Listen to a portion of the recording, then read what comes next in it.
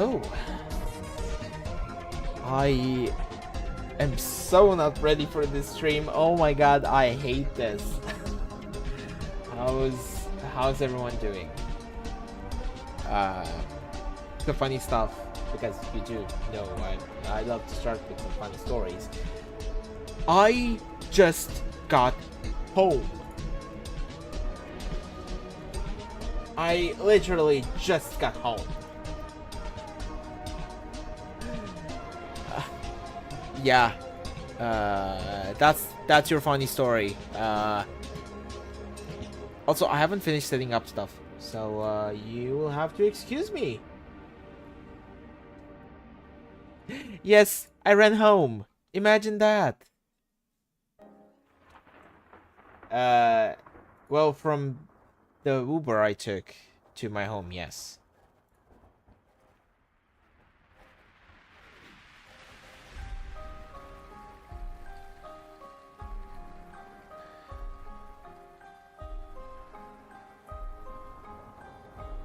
Let me check something if I can do this real quick. Oof. False advertising. Oh, the 5-story area. Didn't run home. I did run home. I did run home. It's been like 5 minutes of full running. Because it's a it's one lane that goes straight to my house. That's only like one way, and you need to basically. How do I explain this? You need to run around through the blocks in order to actually get to my home. And instead of doing that, instead of waiting like 10 minutes of going around the blocks so I can actually get home, I ran from my from the spot that I had my Uber leave me to here, to home. So it's basically running. It counts as running. I ran. Remember to stay hydrated. The freak was that? Wait, no. That was funny.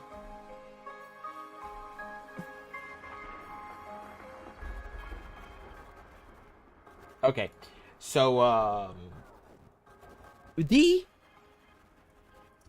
can you entertain the chat for 2 minutes so I can finish the stuff that I was supposed to finish? Good luck.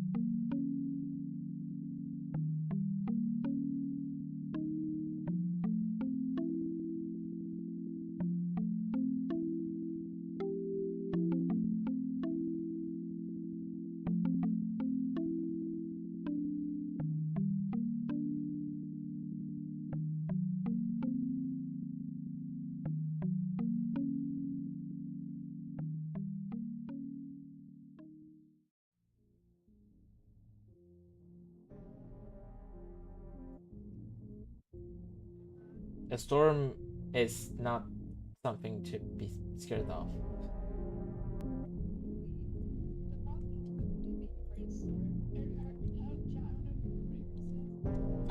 They did.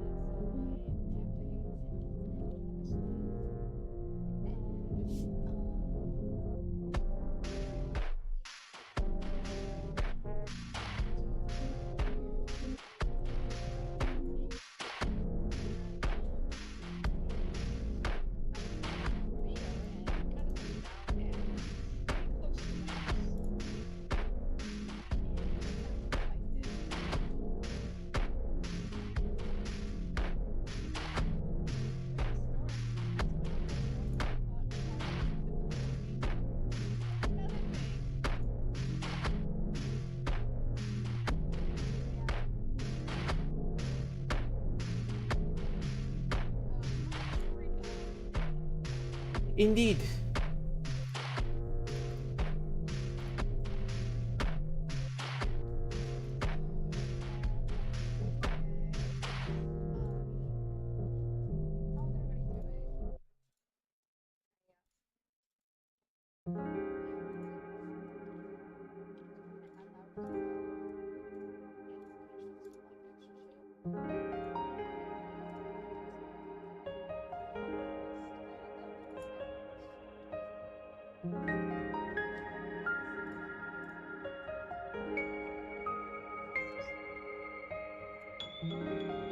I'm almost done.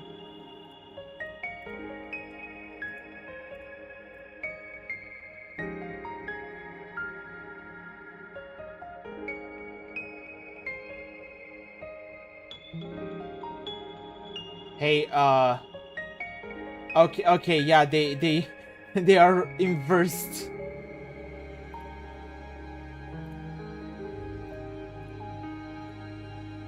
I got this, I got this.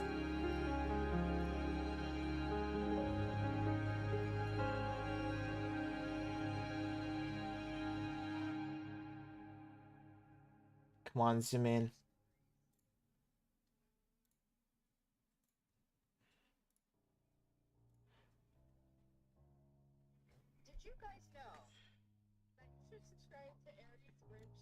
That's not gonna work right now. I am the one who's taking his time here. I swear.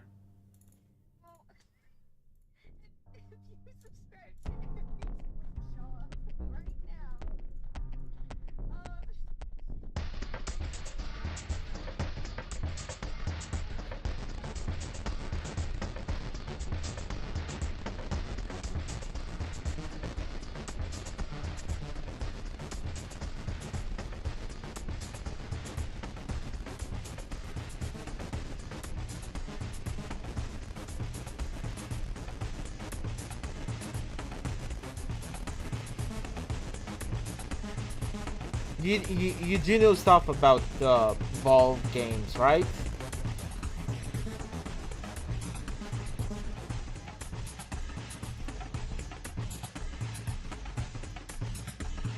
Yeah.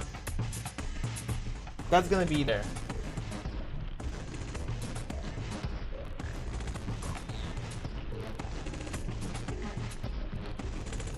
Just a bit more. So I'm pretty excited to see what we're gonna get into. I have no idea what we're gonna get into, but holy shit! Almost there. You're almost there. Almost there. It's showing on the I know, stream. it's fine, it's Okay. fine, it's fine. Don't worry. You also have your Homestuck reactive, by the way. Oh, I'm still homestuck! No! Whoops. I have not had time to Accidentally prepare changed that. either. Don't worry. I accidentally changed that. Good job. I also realized that Martin is not visible somehow. Martin is not visible. Stuck isn't home. Where are you? Yeah, no, we're straight up stuck at home. There we go. I'm gonna fix all the stuff in a bit. Just give me one Yeah, moment. take your time. We have no time to prepare at all. I am so sorry. I am the one who had no time to prepare at all. Still, holy shit. Let's see. This was supposed to be a small surprise, but as you can see, you can already see it on screen, so whatever. Technical difficulties, but it's okay. It is. It looks. It is no longer a surprise. Dang. There we go. That's done. Hell yeah, hell yeah. I think I have one more. Just one more. One more! So let me check. Yeah. This is state Don't number worry, 6. 2, 4, 6. Wait. There is more to come, so 1, don't 2, worry. 3, 4, 5, 6.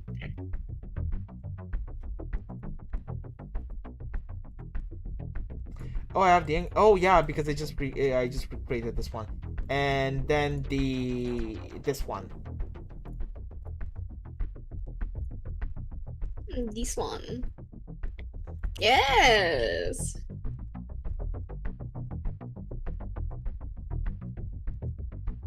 There we go. Oh, not a speed run on the getting your video to reactive setup. Speed run! But while I was doing that, I didn't have the chat ready. Aw, damn. So let me set this up real quick. Just a quickie. View your channel live. Let me steal the chat. Oh god. The chat has been stolen. This is... I'm gonna make this bigger and change it like this.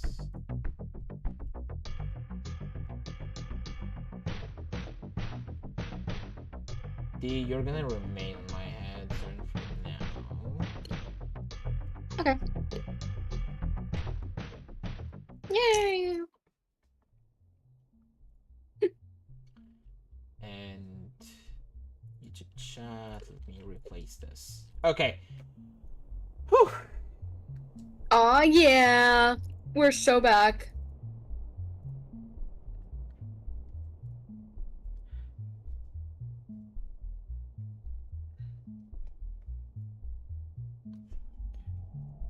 I need to add...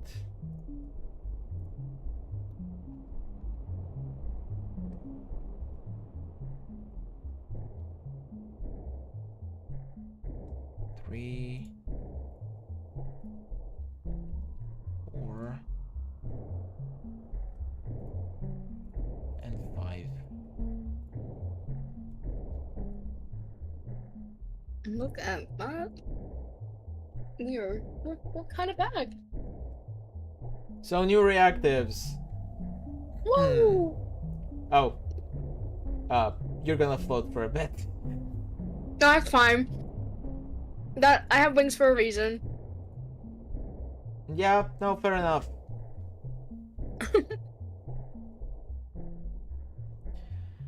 Now I just need to... I can do this in the meantime, but let me just change. So, I'm gonna share YouTube with everyone. Yay!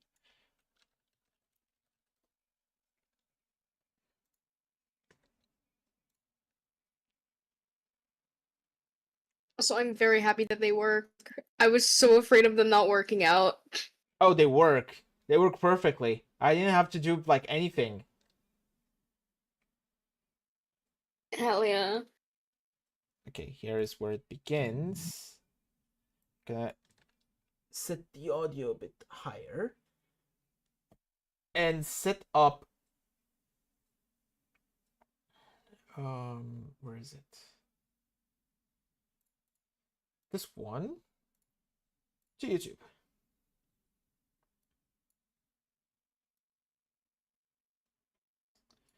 Oh. Oh. Hmm.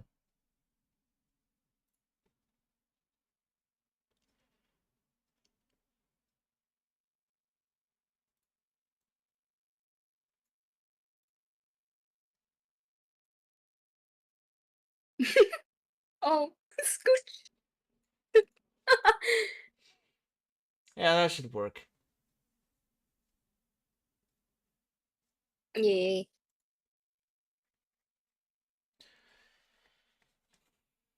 And I'm gonna make the window just a bit bigger.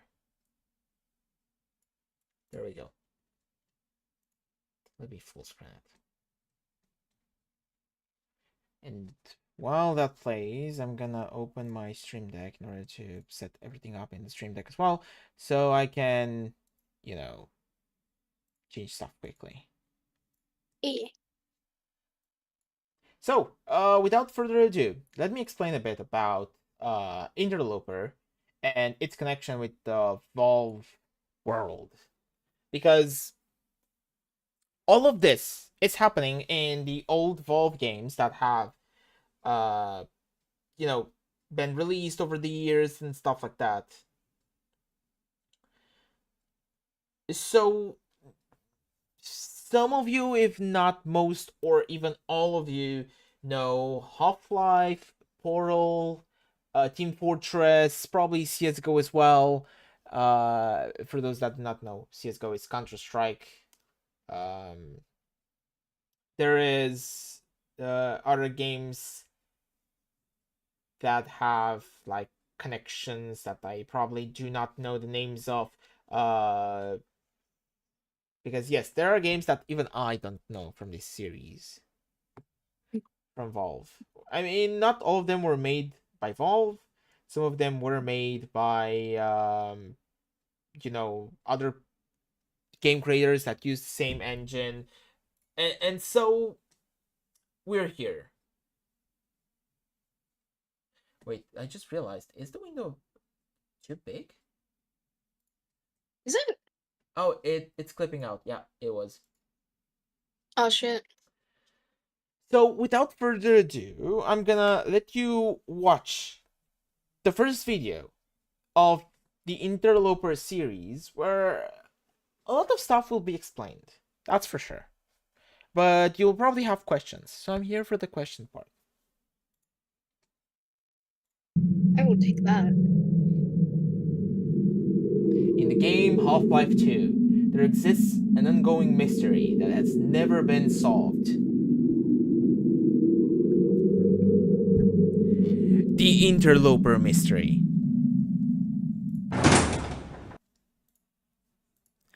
Mysterious graffiti in Ravenholm. Anyone see that weird graffiti in Ravenholm? It's in the beginning part in the dark alley part. Very creepy if you ask me. Is this a glitch or what? And when you walk up to it, there's a weird noise. Is it this a G-Man? First public record of the Interloper from 2005. This 34 pages thread would be my starting point.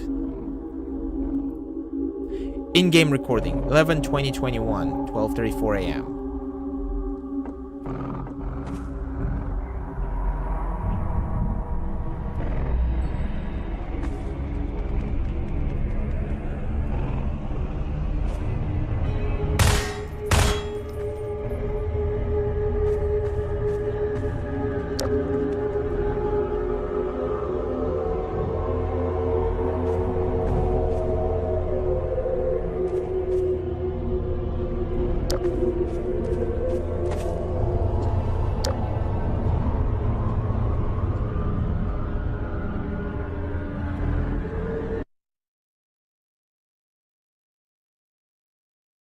This is the graffiti in question. It's very similar to the Umbrella Man graffiti, but with some slight differences.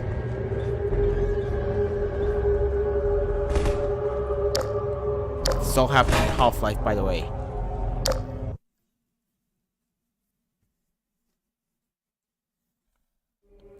To better understand, we need to dive into the map file itself. This is the hammer editor, by the way. It's something that you can use to... Hi. It's something that you can use to interact with the world editing of Half-Life, and if not, maybe other games as well.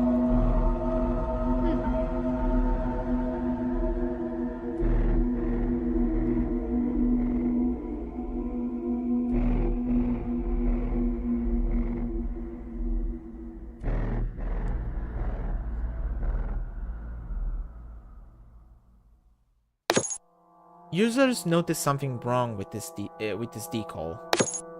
A copy of the file downloaded off an archive website.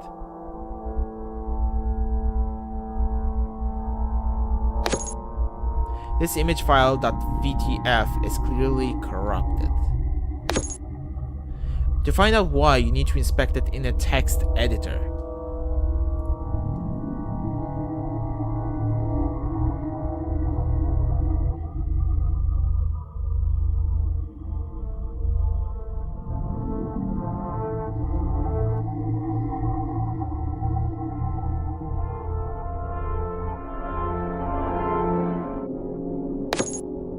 These messages are console commands, but are they legitimate? What do they do? Here's what happens when you type them in.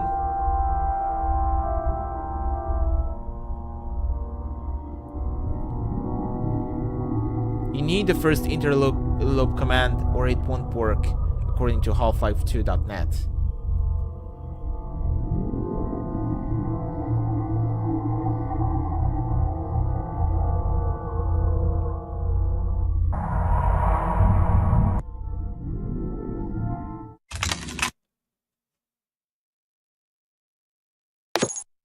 You might be wondering, what the fuck just happened?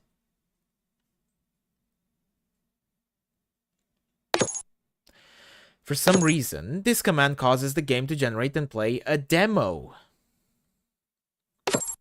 If you don't know what the demo is, source games let you record gameplay with the record command. The game tracks player inputs and the game rolled while you play.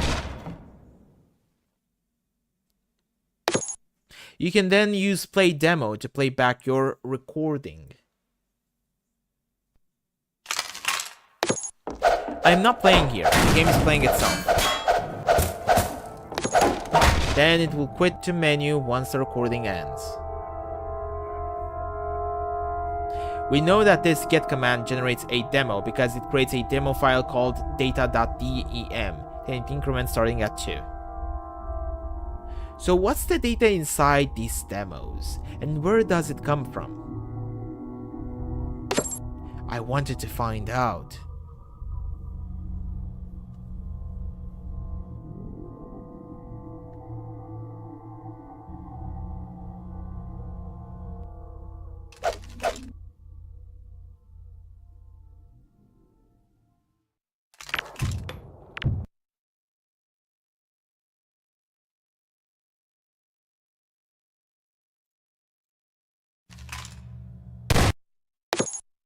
You quickly discover that most are just a few seconds long.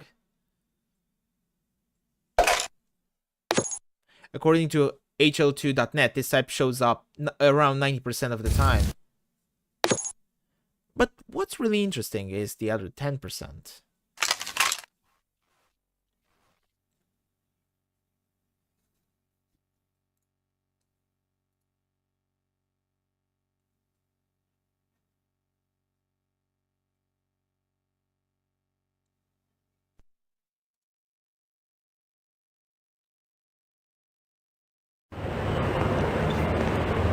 For example, some are just minutes of aimless gameplay.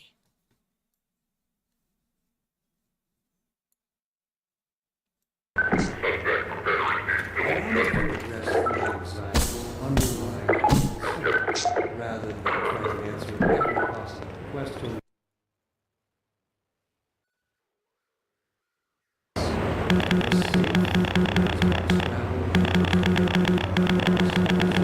Our first meals above a meager fire and started at the shadows that leapt upon the cavern's walls. But inseparable from instinct is its dark twin, superstition.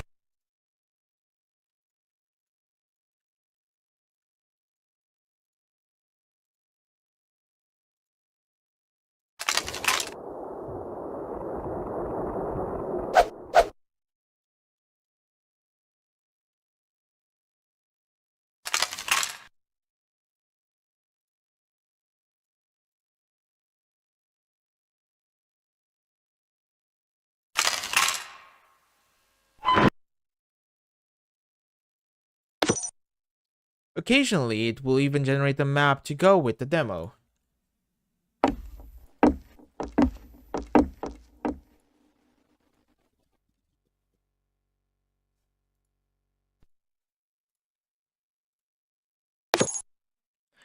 The maps stick around in a file called data.bsp. You can even load and explore them.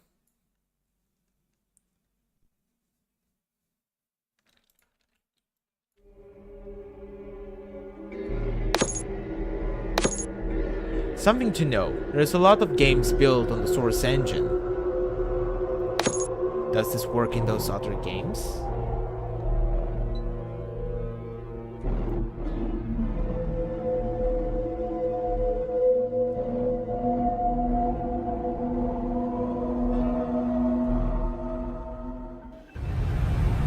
Looks like it still works. Mission begins in 30 seconds.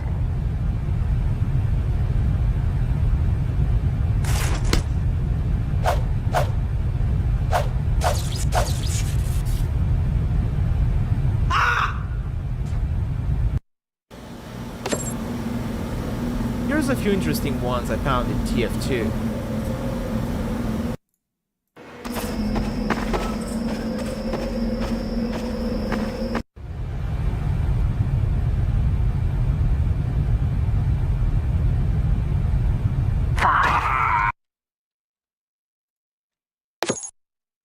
Things got really interesting in Counter-Strike Source.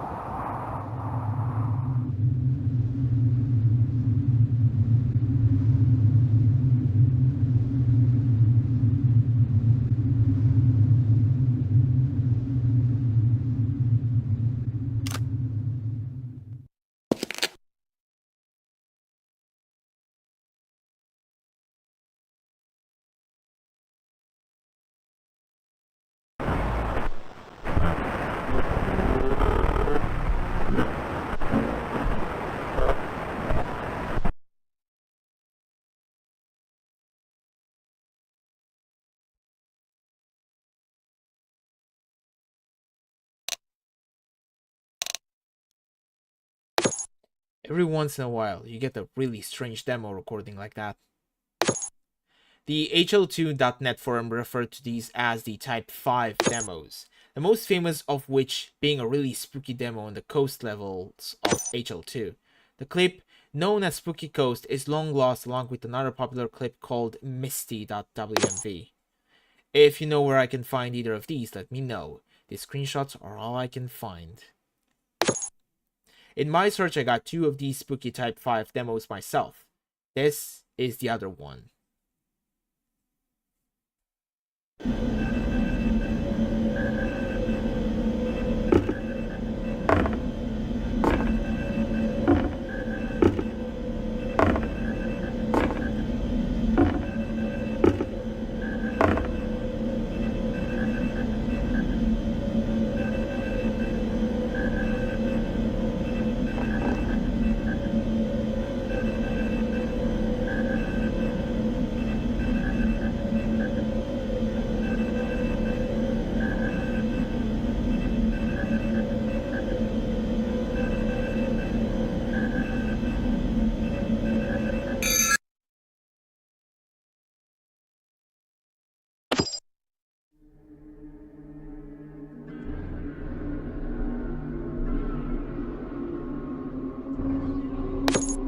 Unfortunately, at around 6 a.m.,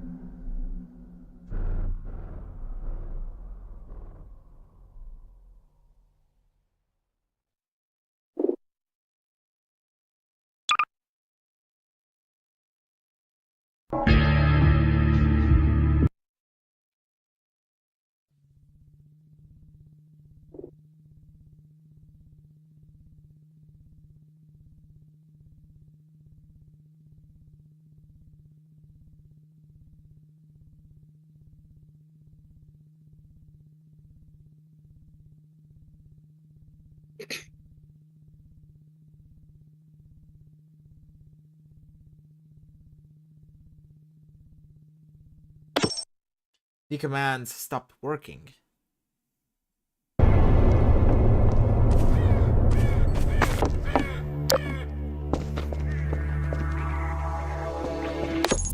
And the graffiti is gone.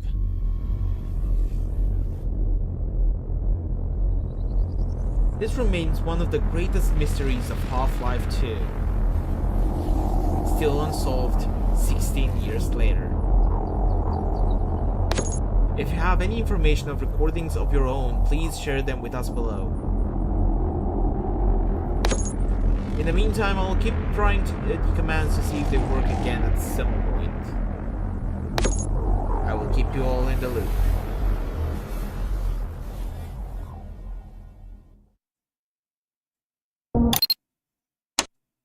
Quick edit. Right before I was gonna upload this, I found the old lost video file of the infamous Spooky Coast demo from the Half-Life 2 net thread. Here it is.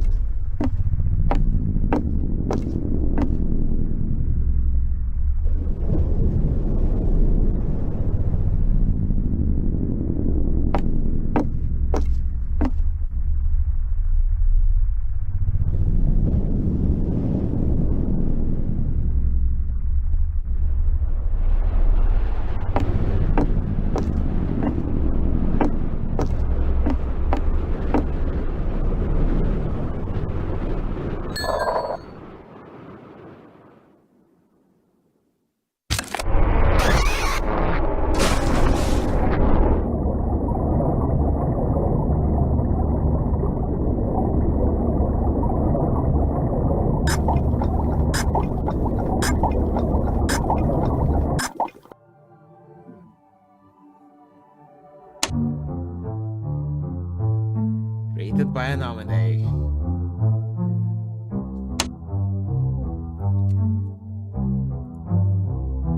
So, this is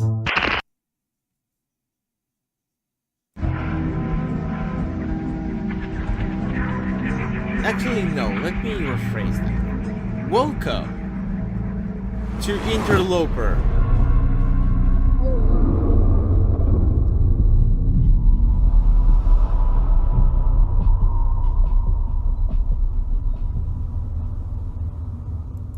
We're gonna get into the second video in a bit, but I want to hear from you, both of you. Mario, you can use the chat, YouTube chat, preferably. Your thoughts so far. What do you think is happening, and what you have seen in these videos that you think will be useful for next ones? Let's start theorizing from here.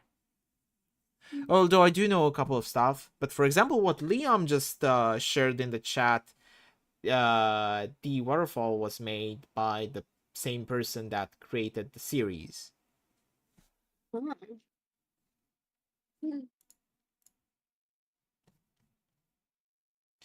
Hmm. Marin did say that they're moving just like VR models in the Type 5 demos, which he called the spooky demos. Yes, because that's usually how a human being would control himself in VR, right? You would peek using your hands and your head and not just WSAD. So yes, they kind of are like VR models. They kind of like it are real people in VR games. However, their controls are still a bit mechanic.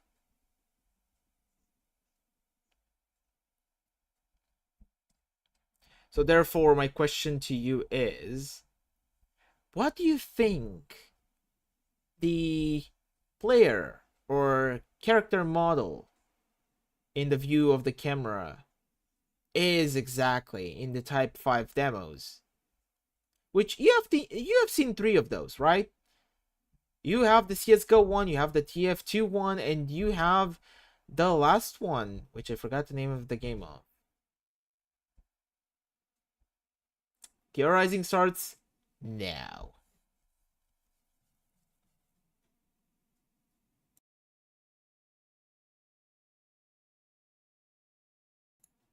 Sorry, I'm thinking.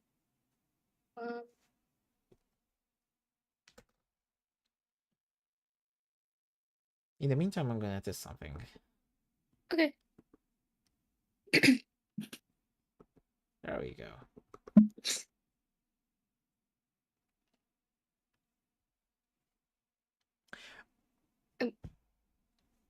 Okay. Note that down, Marin.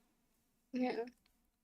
I wonder if maybe like the interloper is the connection to the universe, like the different universes of the Valve games. Wouldn't be false. Though it's still not true, at least in this one, because we don't know for sure.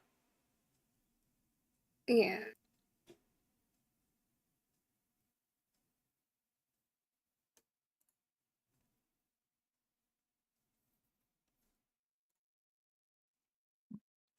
This might be me being really stupid and kind of like overthinking it, but the um the character models, I'm thinking that What the might be like please do a continue. part Don't mind me. of the interloper itself. For now, you have seen only 3 Source Engine games that have had these Type 5s, right? I believe so.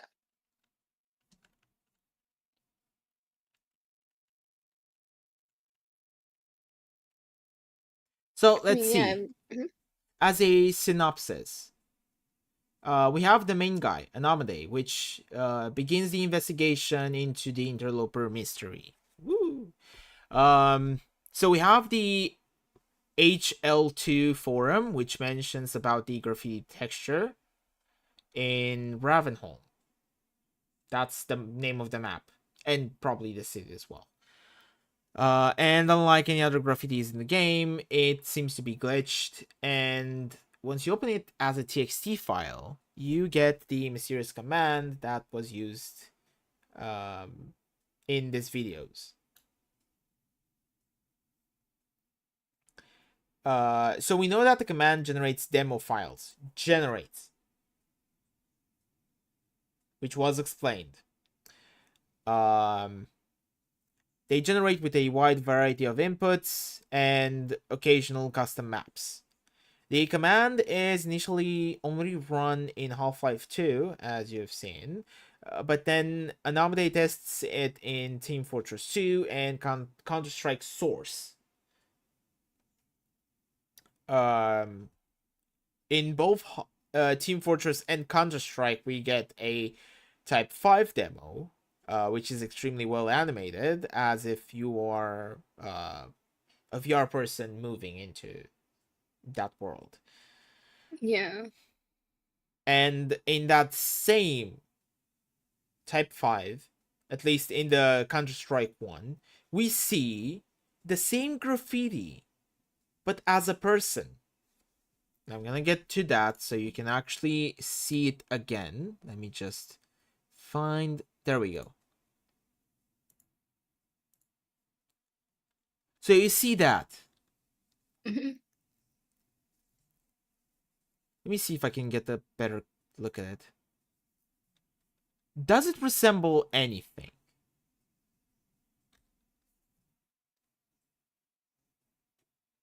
Besides, yeah, I was gonna say besides like the graffiti and the Half-Life, like beginning of the video. So as you can see, it resembles the graffiti.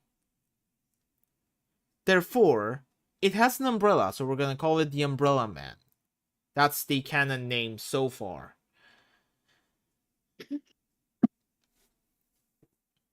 And in the end, we get the command not working anymore after 6 a.m. After that, we get the edit with the Spooky Coast demo that was actually found. So, we have a ton of information. We have the graffiti, we have the message from JJ, we have the graffiti that's placed basically in the outside of our linear path in Ravenholm. It disappears after a certain amount of time. And when you walk up to it, there's a weird noise. That's seen in the post in the forum. This has happened on the November 20th. Oh? Oh boy. I, Another thing to note. I'm seeing the chat, Liam. That's lovely. Pop off king.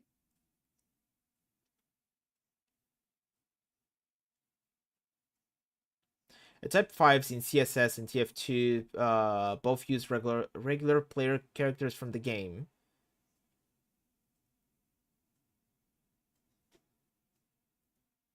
Oh yeah, yeah they do.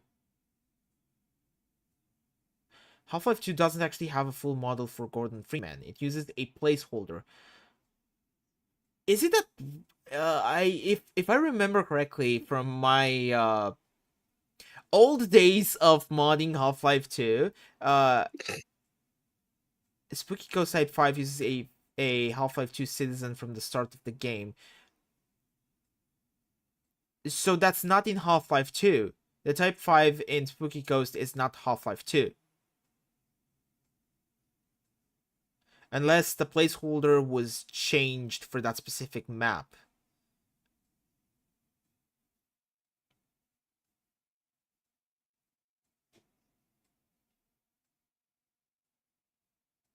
Oh, yeah, no, don't mind me. Don't mind me. I'm going overboard with all the details. You were going on a freaking rant.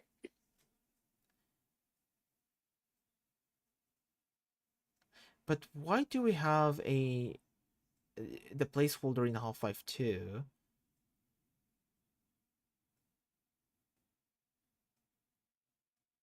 The point is the model of the point of view in that demo, which is a regular citizen. Oh, okay. Yeah, we'll get more information on that on later episodes. Yeah. But that noted actually. Because I don't think we can really do much now with just one episode. There's a lot of information that will be discussed along the way in future episodes as well. Man, I haven't watched this in a long time, the old ones. So it's a refresher for me as well now that I realize. We do have the exact command that was used, which was interlope and get s interlope pull. It only works while the graffiti is visible, and it also generates demo files for the game that's run in. And so far, it was used in a couple of the Source Engine games. There was also a message that was highlighted but quickly disregarded from screen. Let me see if I can actually find it. Um,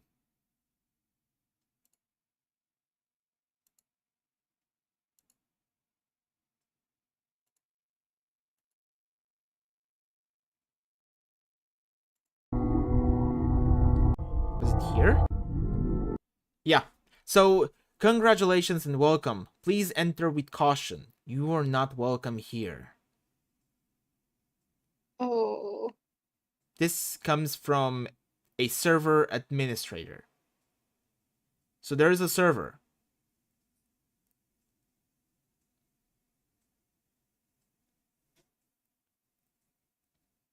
We've basically connected to a server using the interlope and sinterlope commands.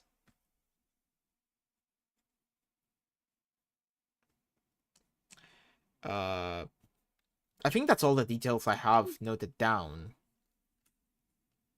But to be remembered, most of these details that I've shared here.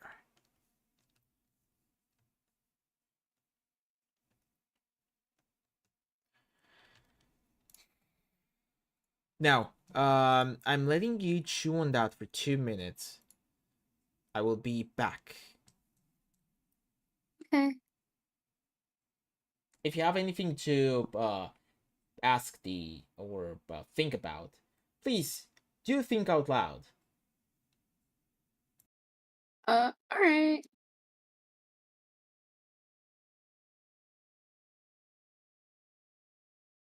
Hmm.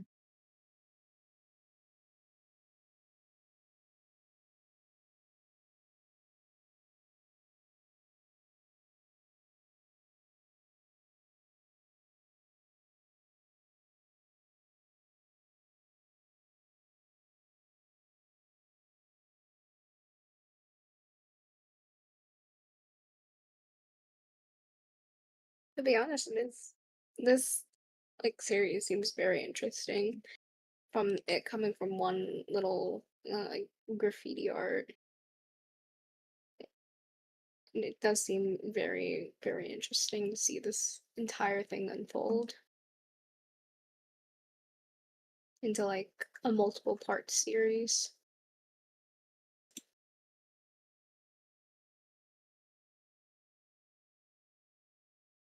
It's also very cool of how many games it affects, like how many different games from that same source engine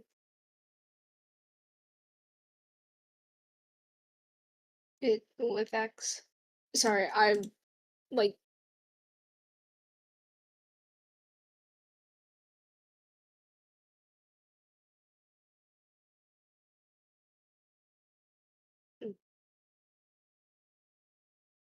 I can't wait to see how this unfolds though.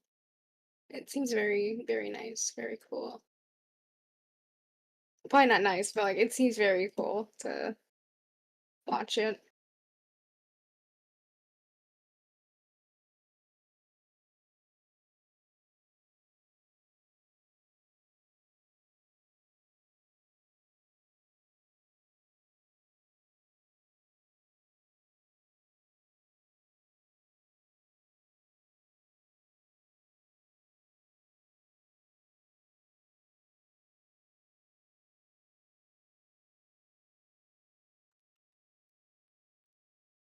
Okay, I am back. Anything that you thought about before we Uh, get to the next episode? Theory wise, not really. But I was like saying how pretty cool it is to see how one like little source image can affect like a whole series of games through a source engine. Yeah. It's it's pretty cool. So with that, let us continue in episode 2. November 9th, 2022, 12:05 a.m.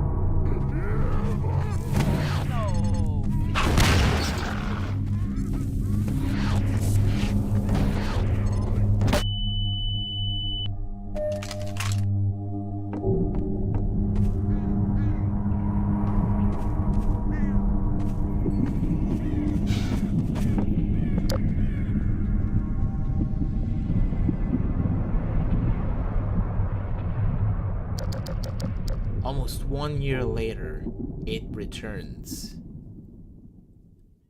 The Interloper Mystery.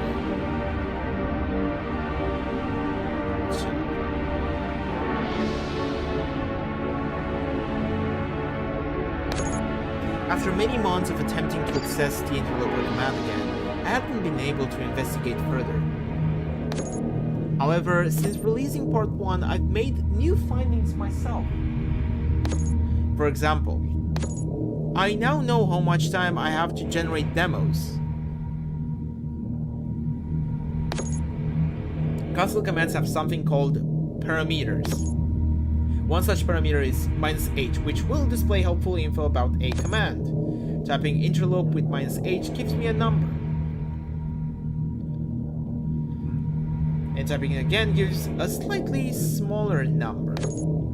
We deduce that this is a countdown to 6 a.m. exactly. Basically around the same time I lost access last year. So I had less than 6 hours to learn as much as possible.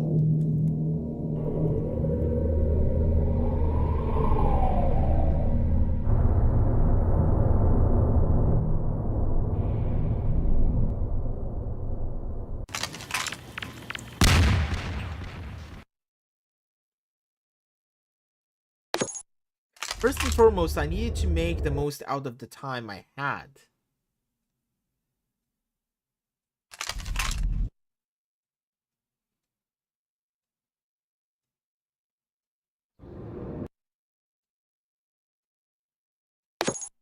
But simply brute forcing Half-Life 2 again didn't seem to bear much fruit. You all had many great suggestions, as well as great questions. I will try to answer what I can. Question: what are they called Type 5 demos?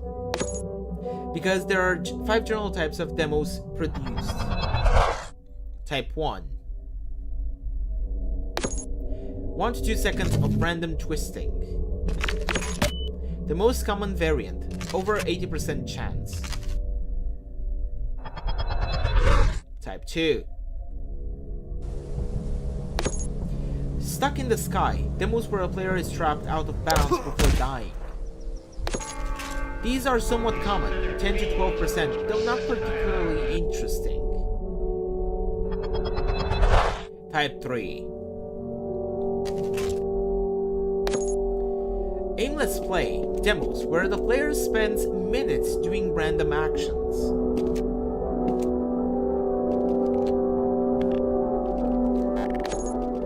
Some have suggested it could be gameplay from a different map, but we don't really know.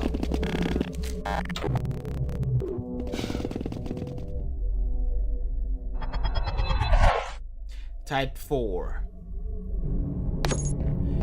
These are proper gameplay demos, where the player is actually playing through a level.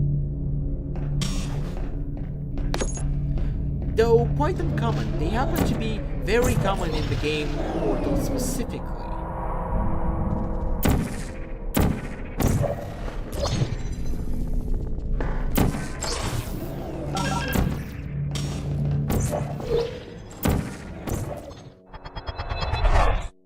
Type 5. There isn't really consensus on what these are exactly. In my investigation last year, I had no idea how lucky I was to even find 2 of them, because on my November 9th investigation, I only encountered 1. Well, kinda. More on that later. These raise the most questions due to the uncanny nature of their contents. Spooky Coast.mov. Unfortunately, we can't look much further into Spooky Coast since it only exists as a video file. But what about the 2 I generated last year? The good news is, I still have all the files. Type 5 demos come in 2 parts.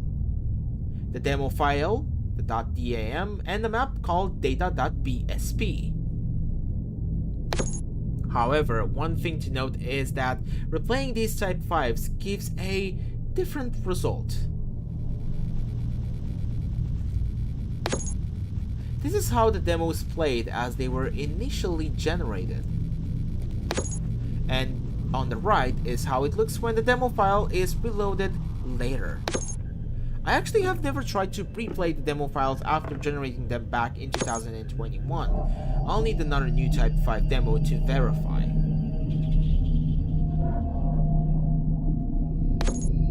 I have uploaded the files for both of my Type 5 demos in Google Drive. Provided are the generated demo files and map files for each, plus a readme for file placement. You can replay the demos yourself and see them on your own machine. If you're good with the source engine or just curious, let me know if you find anything interesting within. But do be aware, these files could be unstable. Any help in figuring out what these are would be greatly appreciated.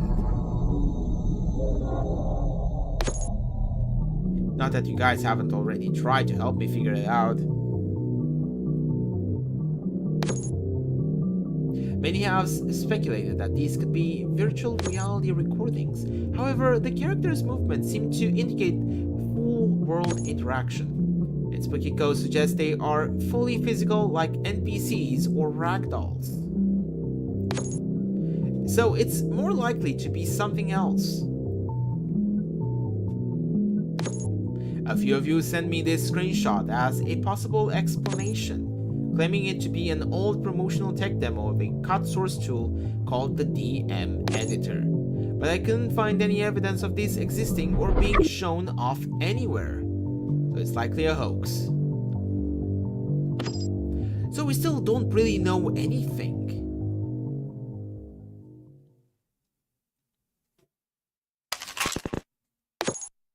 Many of you suggested testing more games, so that's what I mainly focused on here.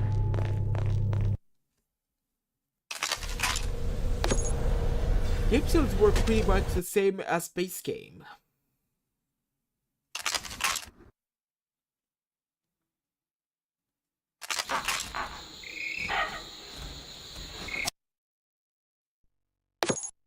CSGO kinda works, it's more unstable though, and crashes a lot. Going back in time, Day of Defeat Source also seems to work, which is interesting. Considering its age, I should test with it more in the future.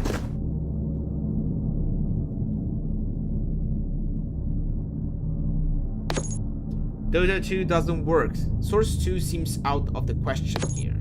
But loading a Dota 2 build on the old 2015 Source engine actually works. Sort of.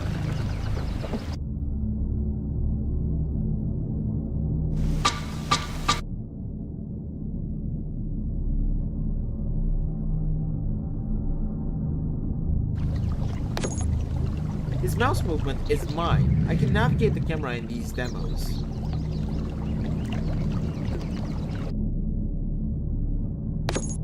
Similarly, Garry's Mod also doesn't seem to function. At least, retail Garry's Mod. Because it actually does work in Gmod 9. This one also warrants further investigation.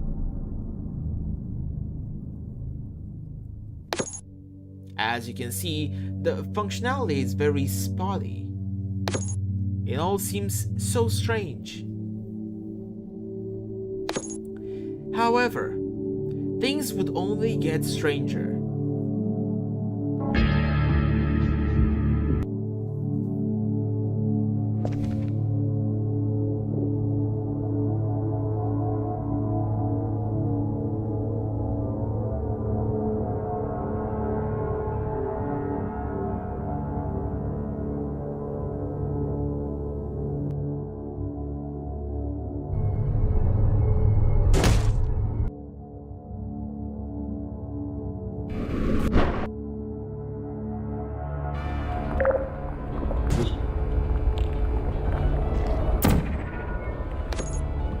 If you recall, I mentioned that Portal has lots of Type 4 demos. This was actually the first Type 4 I ever generated.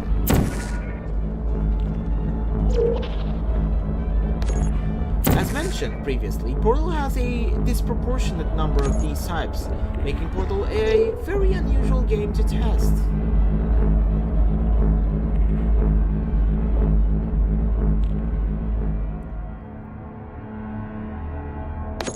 But this wasn't all that made Portal unusual. I mentioned earlier that I had only generated one Type 5 demo this night. It was during my Portal testing. Well, we almost generated it. I don't really know how to explain what happened, so I'll just show you what happened.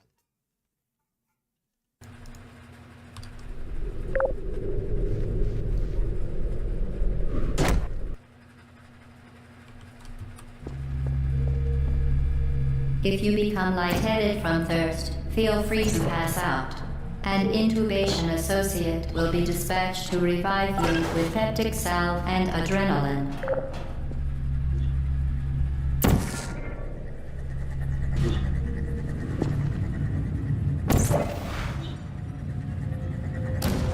You think this one's going to be able to solve it?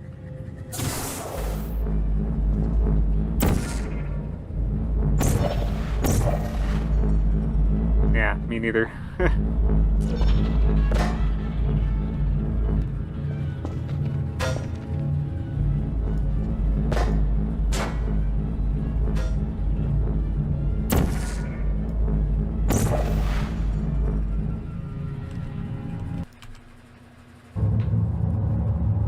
Oh look, we got one. Look.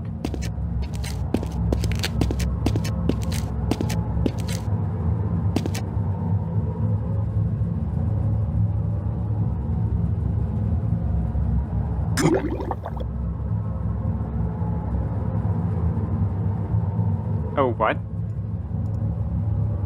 Oh. You see that? I just did that.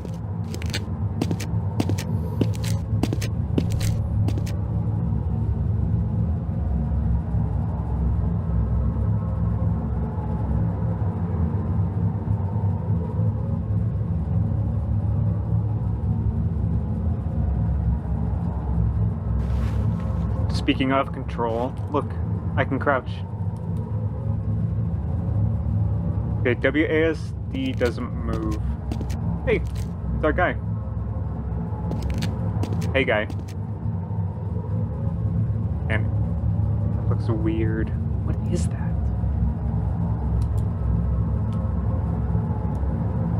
Is there anything else of note?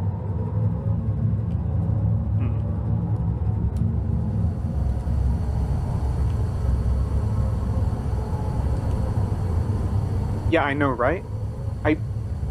I don't think the chamber looks like this. It looks weird.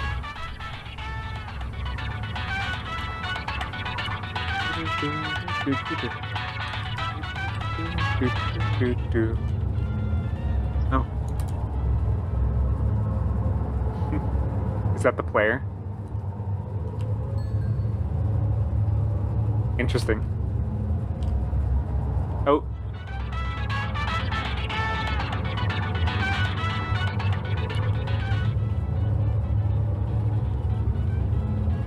What's the name? It's like show trigger toggle.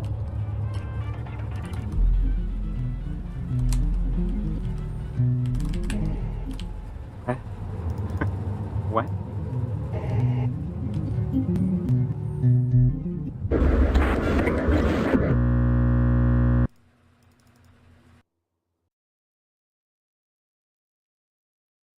Tonight, yeah, my Portal install is kind of fricked.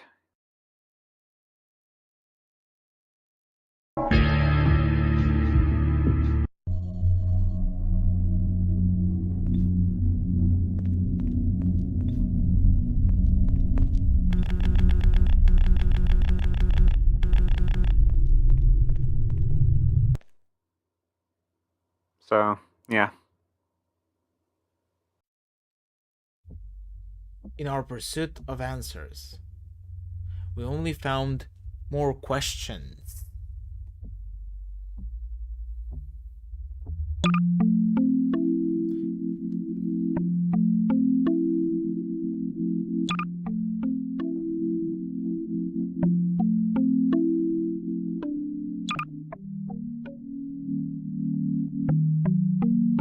So, this is Interloper Part 2.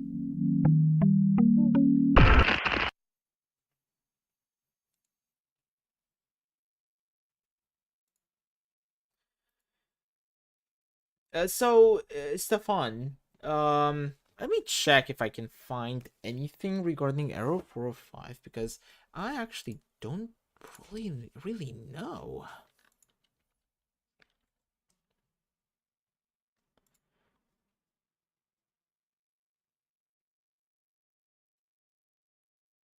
So yeah, I have never seen Interloper before. To be honest, I'm like read it before, but I wasn't able to speak because I wanted to watch the video. But yeah, I've never seen it because I never really was involved with any of the Valve games at all. So I it just like I never got a chance to even see it or look at it. Well, considering that, what's your thoughts so far? You too, Martin. Uh, this is honestly this is a really good introduction to like Valve games and stuff. Like the universe of Valve games. It's funny because this has nothing to do with the actual universe of Valve.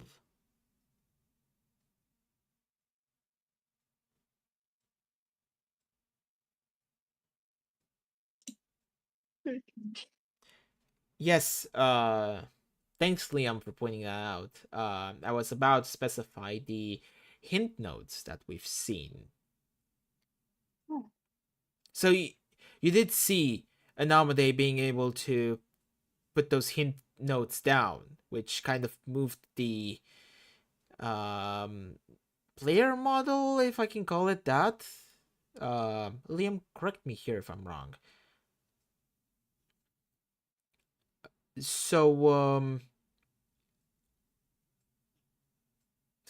I guess it kind of acts like telling the character to go somewhere or do something. So it's like a code? More like an action. Uh,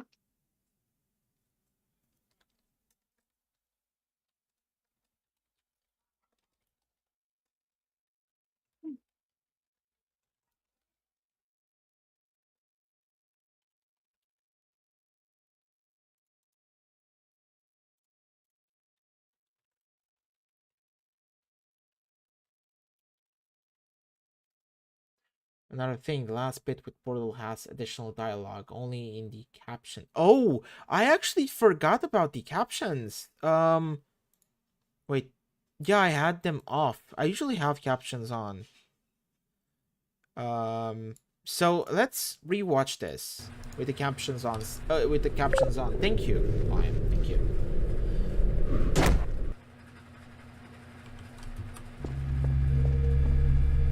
If you become lightheaded from thirst, feel free to pass out. An intubation associate will be dispatched to revive you with peptic salve and adrenaline.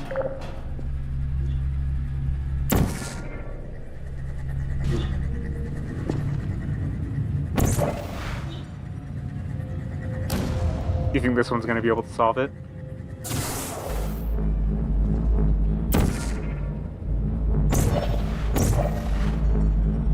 Yeah, me neither.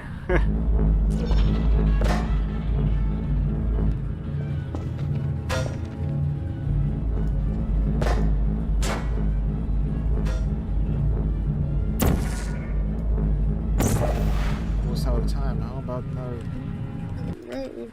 for the road? Yeah. Oh look, we got one. Look.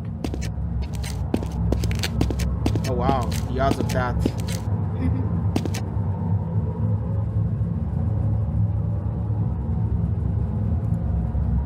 And we have the connection lost. Error for 5. Oh, what? Which is. Oh, No. do you see that? I just did that. I can move it. Yeah. How the hell did you do that?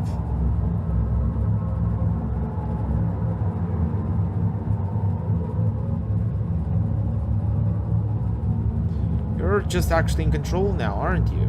Mild. Speaking of control, look, I can crouch. Movement? Okay, WASD doesn't move.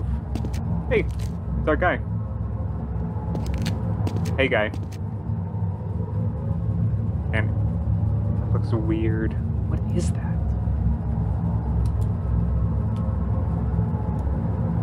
Is there anything else of note? Look fast.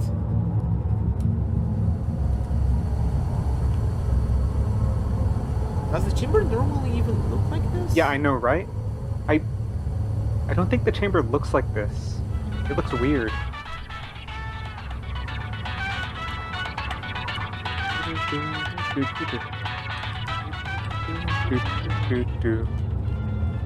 Oh. Is that the player? Player model. Okay, so notice here in this small bit there's a sound that you heard in the first episode as well. Is that the player? Did you A hear it? little chime? Yes, that chime. Keep in mind. Interesting. Oh, There was something else as well. I actually missed Interesting. the pause on that one. Did you see the movement? Oh. Yes. I thought that was perspective at first, but I see now. oh, I think the NPC is following us. Here, actually, can you look for map triggers? There's a command. what's the name? Let me look it up. It's like show trigger toggle. Hold on, I'm tabbed away. Huh? What? What is that? Oh. Umbrella Man. Tonight, yeah, my portal install is kind of fricked.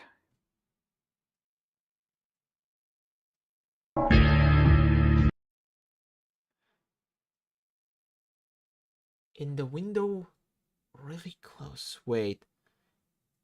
I think I missed that. as well. I think it was here. Oh. Is that the player? No, it was before this. Earlier. Yeah, I know, right? Oh! Holy shit. Bro's catch. Bro's hunted. Bro's actually hunted. I missed some of Oh. these. Like rewatching it, I can actually see all of these encounters with the Umbrella Man.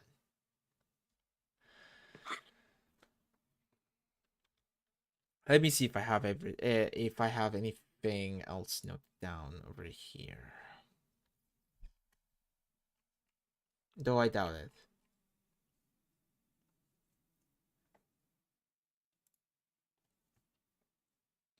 So we know this happens a year later in the Interloper investigation. We find out about the parameters with the 6 hours time. We did get an explanation of the type of demos.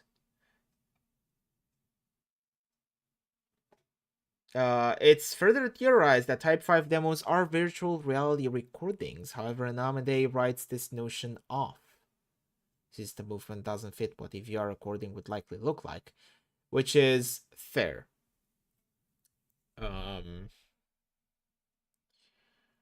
We have other games that are being tested, like Half-Life 2 Episode 1 and Episode 2. We have CSGO, Day of Defeat, Dota 2, Garry's Mod 13 and 9, which only 9 worked. I searched up error 405. It's basically a denial of access for certain access commands like pull, get, etc. Yes, I also researched that. I was about to say it. We also see these Portal type 4 demo and then type 5 demo.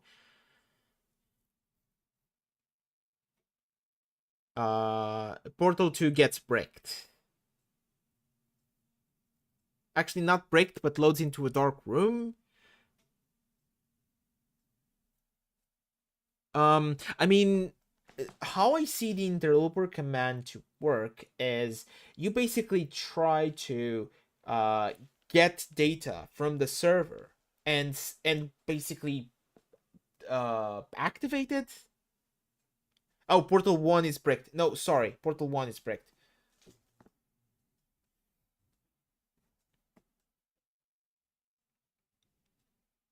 But what if instead of VR and instead of motion capture suits, you have AI? Oh. What if it's an actual AI that's in that specific model trying to move?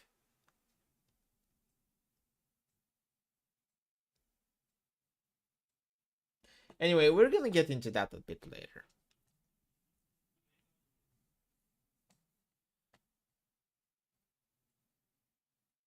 So yeah, Portal is now loading into a dark room. We have a stationary red light, and then the game crashes. And that's mainly what happened here. We did learn a lot of stuff, right? Yes. And with that being said, we can move forward to episode 3. Okay. And with that, I need to specify that this video contains flashing lights. If you have any photosensitivity, please be advised.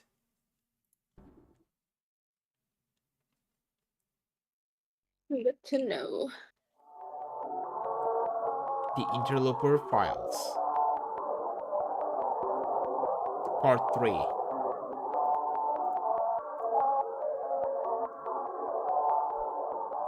Ada Mona presents The Ghost of City 17.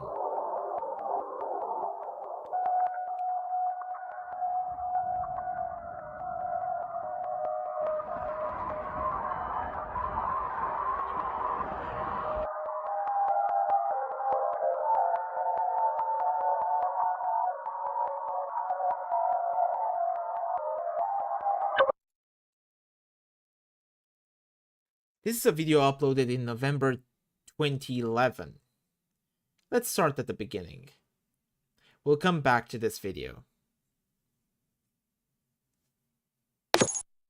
We've made a lot of progress on this strange source engine mystery. We've also garnered a lot of attention and interest with the first two videos. After part 2, we thought we'd need to wait until November 23 to make another video. However, the mystery has since expanded. Sorry, I thought I missed something. Part 1, the Type 5 demo breakdown. Along with part 2, we released our demo files for the 2 Type 5 demos I had generated in 2021. Ever since they went public, we've made some interesting discoveries. This is gonna get technical, so bear with me here.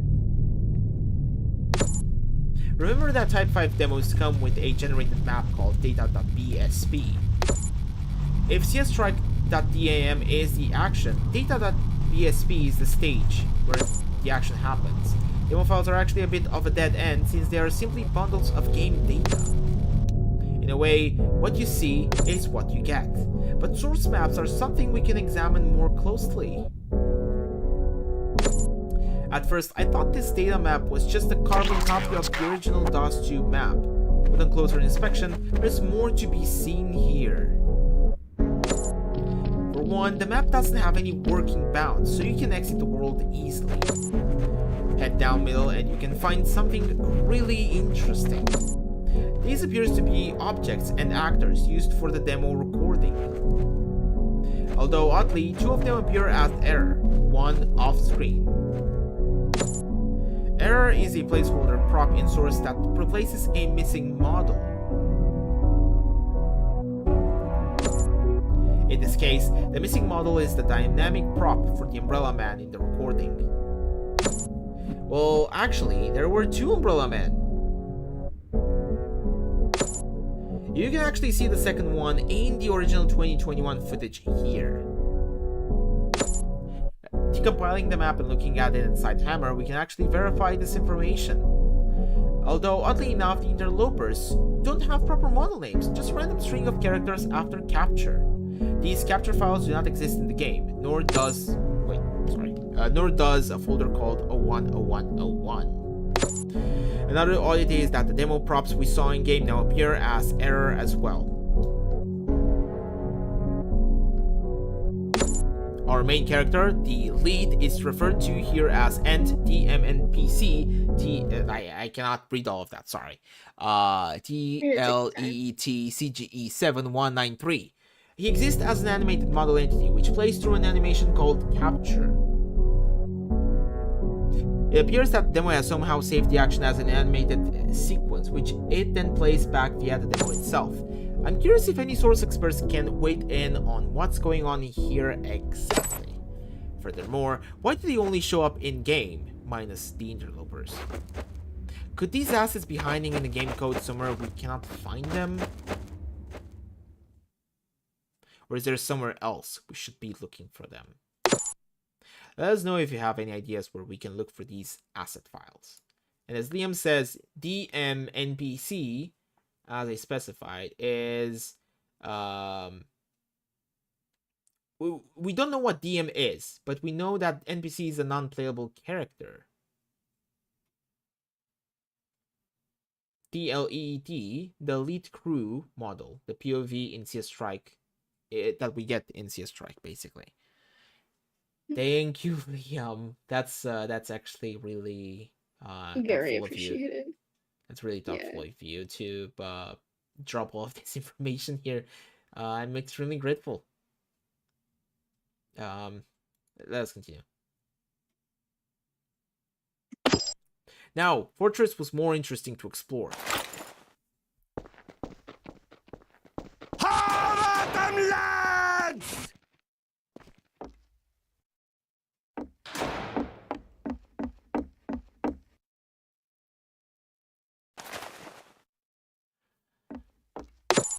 This map is more clearly edited / distorted, with even the skybox missing.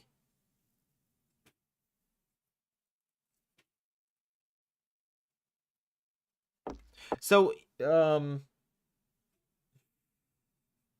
Nami flexes his sexy word. Yes, that's funny. But so true. So yes, DM might stand for the DM editor. DM editor NPC, an NPC created in the DM editor, which we have seen in episode 2. I already forgot that. Huh. Yeah.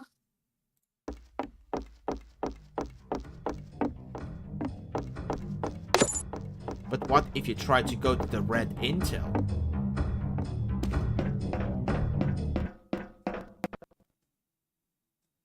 Oh, what the fuck? Oh, it's fine. Those are just data maps loading. Uh. Then the game crashes. Oh. As I was saying, Well. fine. Just fine. If we no-clip into the world and look into the room from afar, we find a very similar pile of actors and objects. No errors here, though. Oh. Just don't get too close.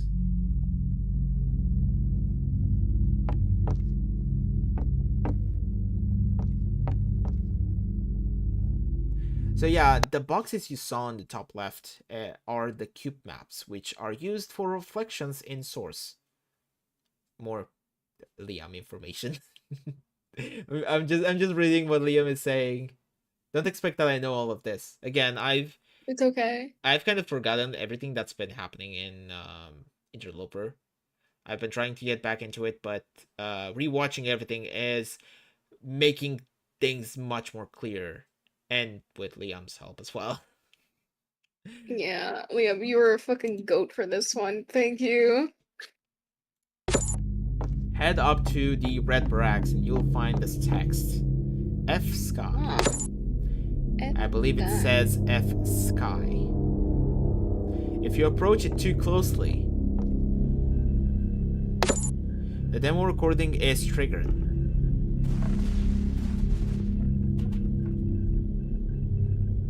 Oh. This is what we saw in And episode then 1.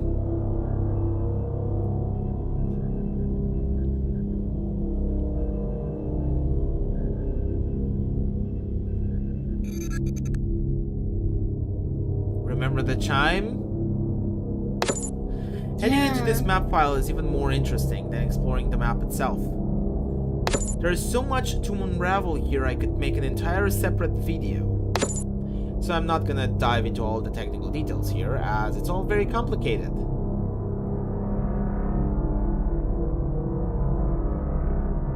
Scrolled up a bit to see if this is new info or not, but couldn't find anything. Apparently, this spawn point is named The Toe. In my Discord server, many of you joined in and contributed to your findings to us. I want to read all of that, actually. Not sure about you, but I do want to read all of that. But yeah, here's the data for that random entity up in the sky. No inputs or outputs either. Wait, did we see all of this already? I think I have found an instance of F-Sky. I'm not sure if this is related though. In the map properties of the CSS data.bsp map, there is a comment that says F-Sky _ SVR _ gen. Still not sure what this means. Does anyone who knows about Hammer know if this is normal or not? And both times the demo cuts halfway through. The grouping of bricks appears to be called blank. Haven't ever really used the Hammer editor, so I don't know if that's just the name of an associated trigger or something, or if it's the actual name of the object. Many thanks for that. If I'm correct, Source doesn't have any kind of free cam in demos. Oh, there it goes. Alright, well that's not nice, Mr. Interloper. Source output unpressed, my input trigger, parameter, delay, refined, view control relay, logic relay. Looks like F-Sky, probably FSKY again. Yeah. Some of you have also contributed videos investigating the demo files as well. I put some together into a playlist if you want further in-depth looks at this maps. Now, my question for you is, Well, I will be looking into these videos after the stream. We can all watch these videos that have been posted.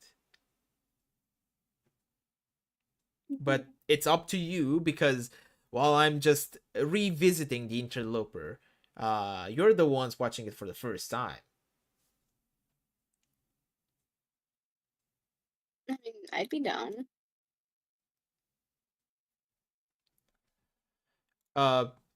Marin, your vote too. Yeah. If we have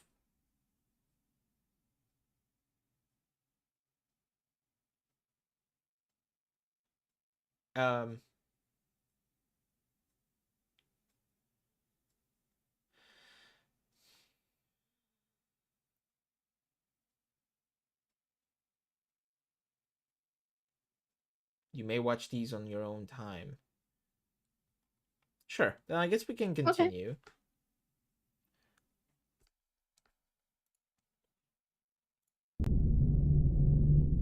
But for the purpose of this entry, here is what I found especially interesting within. The game data is stored inside of animated models. The animated models sit in a pile in the map, waiting to be activated. Some or all of the data is missing from the game entirely.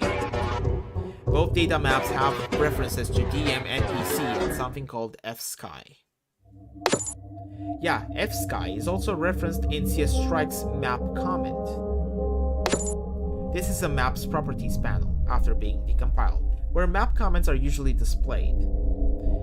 And here we see a message, FSky_SVR gen. FSky service generation?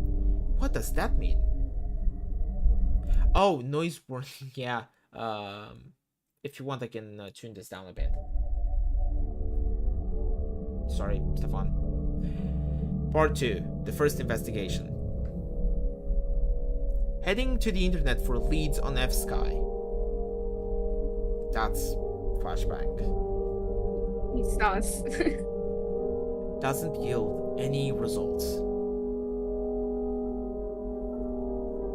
Well, at least not right off the bat, because upon searching on YouTube,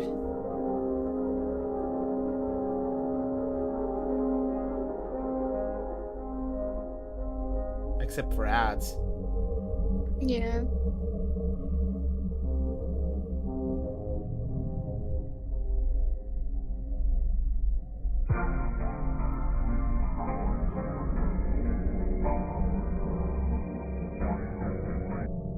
It looks like an old, crude advertisement for a source game of sorts. Seems weird and irrelevant aside from the source engine, right? Well, here's what really caught my attention.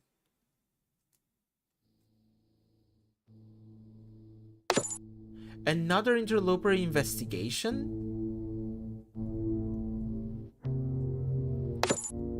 Indeed, it is a previous interloper investigation.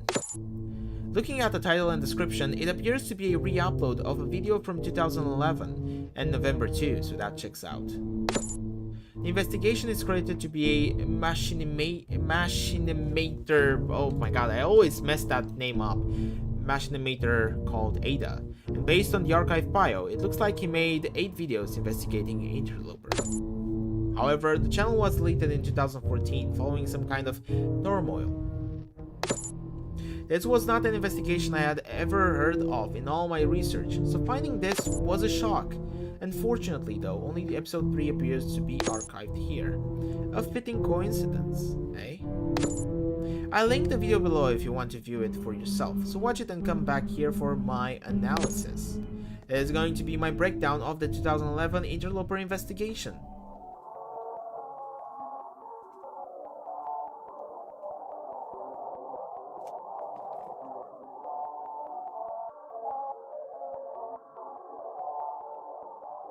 Ada Mona present.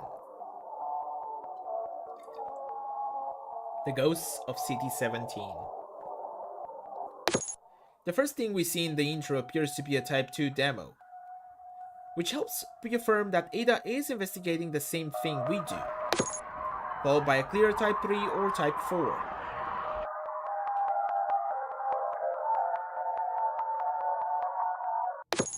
and then a Type 5. This more or less confirms that Ada was investigating Interloper. This footage appears to be cut from one of the previous episodes of his investigation, adding to our list of known recorded Type 5s. Type 5s, sorry. And of course, a glimpse of the Interloper. Looks pretty similar to the Umbrella Man we saw in part 2. This video is part 3 of my investigation into the Interloper ghosts of Half-Life 2. Something you'll notice about Ada's investigation is that he approached it from a paranormal view, interacting with the demos as if they were, spirits or ghosts. Obviously, though, this probably comes from a misunderstanding of how the engine and demos work, but we're not going to focus on this point. We want to extrapolate more info on how this process functions. If you don't understand what's going on here, watch episode 1 and 2 on my channel page. Which, as of this time, are gone from the But before we hunt ghosts, If not, I need to give a warning. Let me know.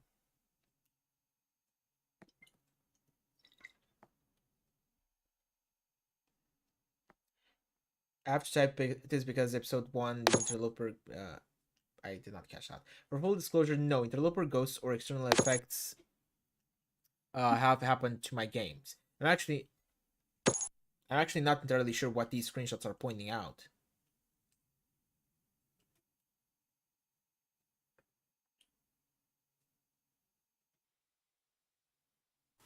Hey guys, welcome to episode 3.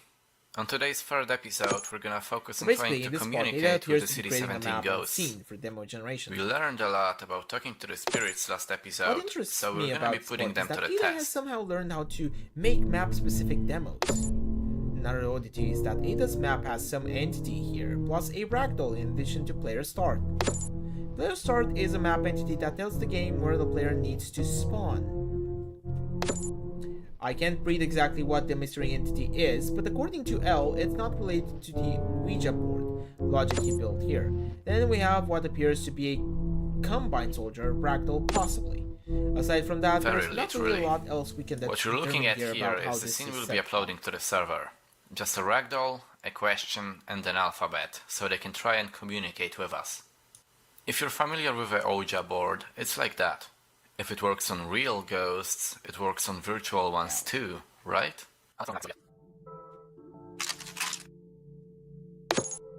So somehow Ada managed to get a Type 3 demo up and loaded with his map. We'll skip ahead to the outcome of this test. Yeah, so you can see he didn't really answer the question. They should hopefully be able to just Here walk Ada into creates the another hallway identical with the map answer for to my asking question. yes/no Let's questions. send We this can in see the tonight same and entity see set what up. they say tomorrow. So that statement is interesting. Send this in tonight, see what happens tomorrow. He elaborates after this demo. If you're wondering why night 3, it's because my computer crashed on night 2 while I was asleep. So interestingly, Ada is running some kind of long overnight process for generating demos here, which is not something I've read or heard about from any forum posts or user accounts of Interloper. So you might ask, why am I calling this Type 3 and not Type 4? Well, because these demos clearly don't show any gameplay relevant to the map itself. This one clearly just walks forward, hits the wall a few times, then ends. Yeah, that's Type 3. Bro's dumb! Ew. Asking these questions takes a lot of time, mainly because I need to sift through the trash to find the meaningful demos. That statement may clear up some info about how this is working. Like, maybe Ada is generating demos all night, then looking through the data in the morning, finding and taking note of the relevant ones that generated on his map. A strategy we should attempt next time So I'm we gonna ask can. just one more question.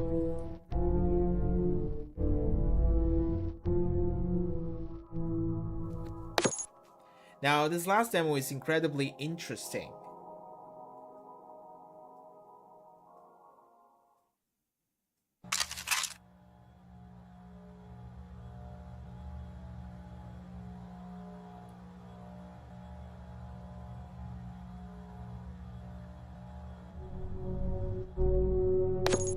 This demo is incredibly odd.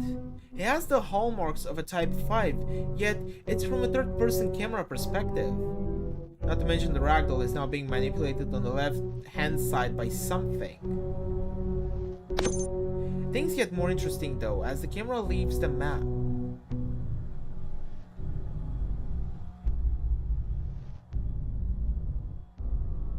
I have never seen a demo like that. He just phased through the wall. No weapons, no HUD. Everything looked weird too. But that wasn't the end of the demo.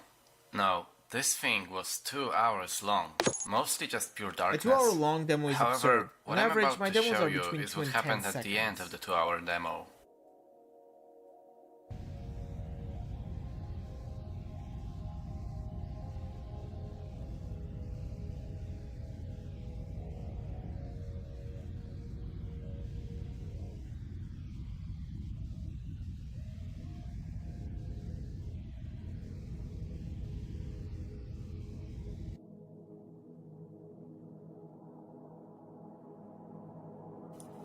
Did you see that in the distance? For a second I thought it turned around and flew back, but this is not my map.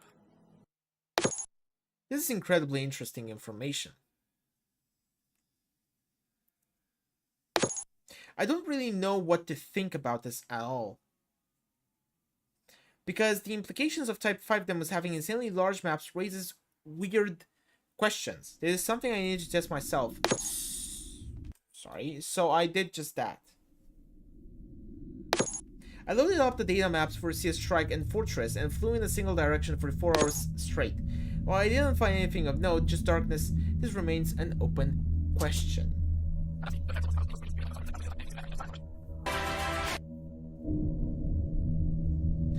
Pausing here for a bit, the map we see at the end of this demo is Hasflick from the leaked beta of Half-Life 2.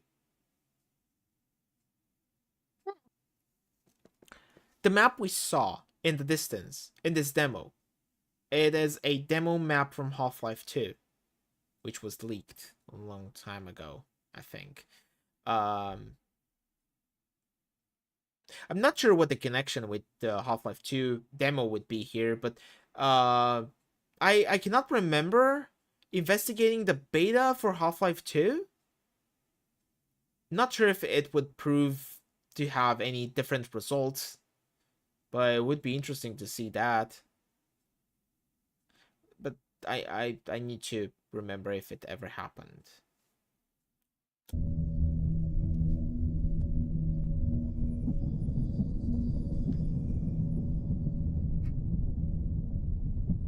There's certainly more to this we just don't know yet. We do seem to have reached another dead end here. Though there's still one more lead to explore. Portal. Remember Portal? We bricked it. Part 3. The Portal Incident.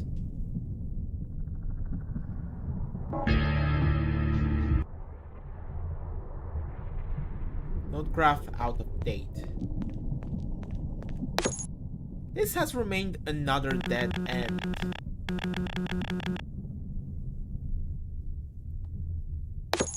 So far, there are no real leads here. It still just crashes with no real way to investigate it. Originally, I was going to end the investigation here until next November. But back on December 8th, 2022, I figured something out.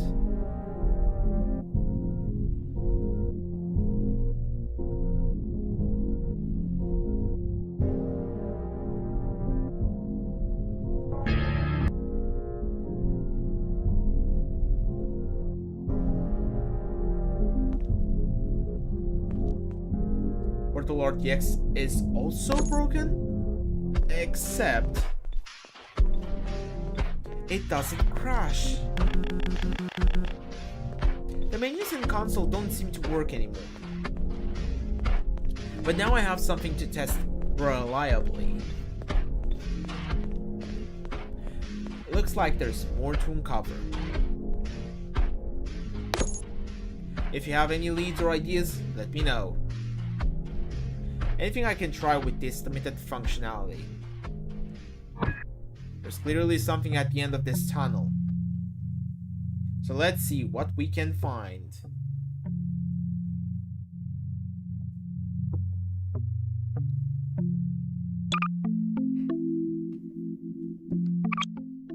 I'm not sure if we have anything at the end.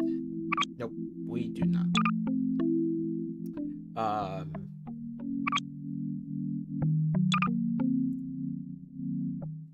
So I'm gonna let this play in the background until I get the next videos. Yeah, just the usual end stuff.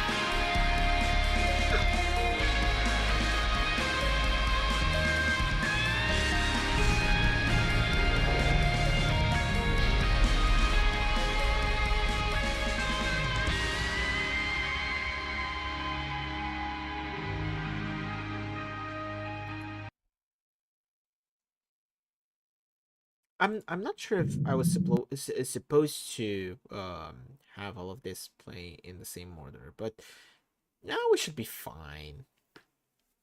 It'll be fun. So before we get into episode 4, and which is 41 minutes long, by the way. Oh. So you might want to take a 3 minutes break, a breather break. I'm gonna call it. Yeah.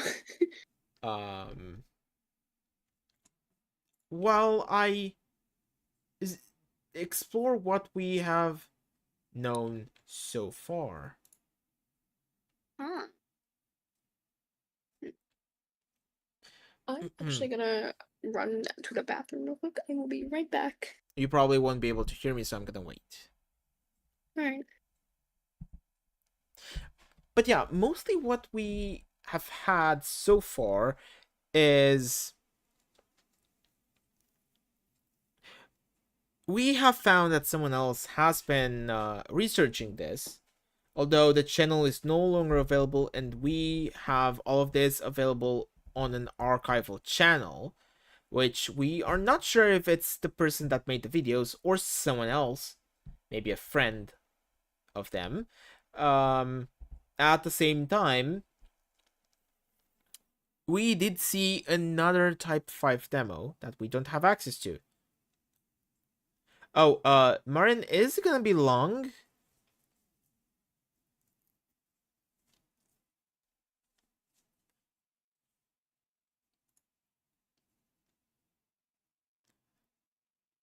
Shit.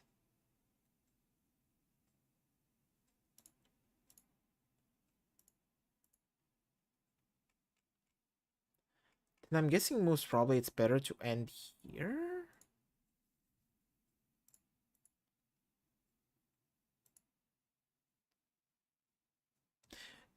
Because, well, I would love to keep on going. This is more for you than for me.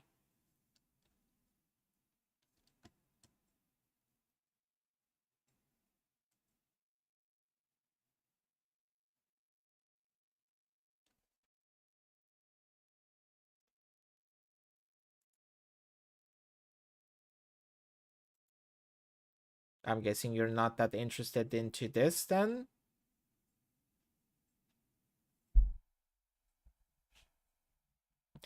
Anyway.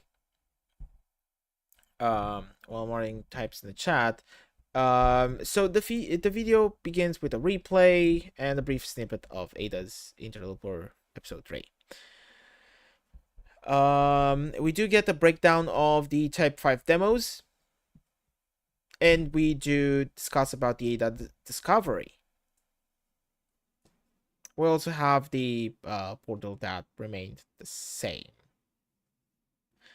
We have Ada that's approaching this with a supernatural point of view. I mean, it's called Interloper Ghosts that have started appearing in his game, which we have seen this happening in Anomade's videos as well.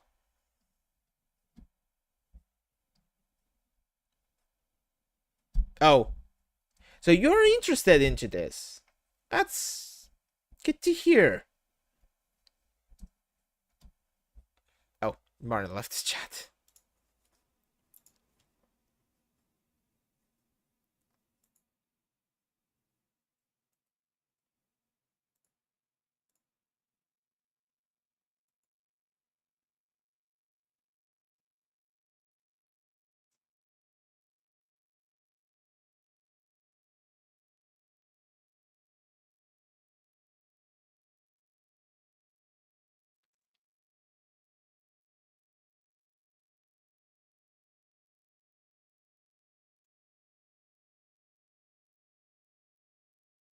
Hello, I am back. Welcome back.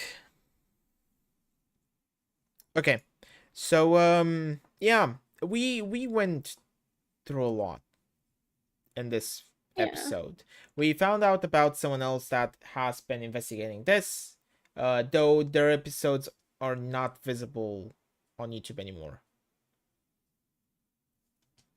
Then we have had what that person. The videos are not available anymore in their main channel. They are being archived in someone else's channel by a friend or someone else. Who knows? We don't know anything about it yet. Yeah. Also, more on the left. I see that. Damn. Also, white woman jump scare. I am not a woman. I'm just a person. I just exist. So we can get into episode 4 if you want. Martin said he would prefer to watch this in his own time. So Yeah, go with that. we can keep on going.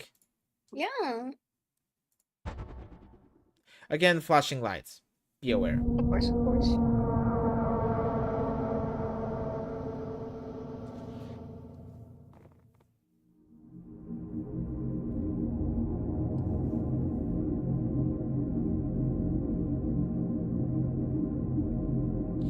Last night,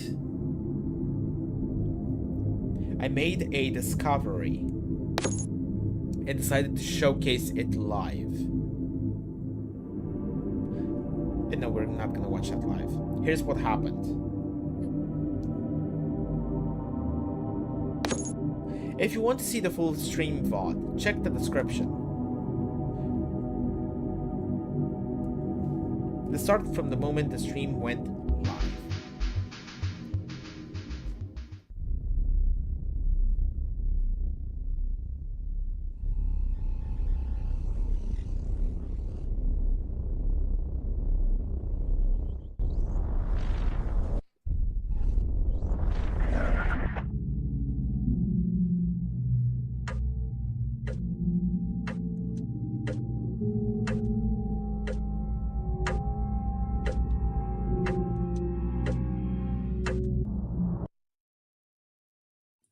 Hey everyone, and welcome to my very impromptu live stream. Literally 15 minutes ago, I made a discovery related to Interloper, and I thought, you know what? Instead of editing a video, let me just show you all what I found. So let's go through the paces first. All right, here let me make a little impromptu intro for you really quick.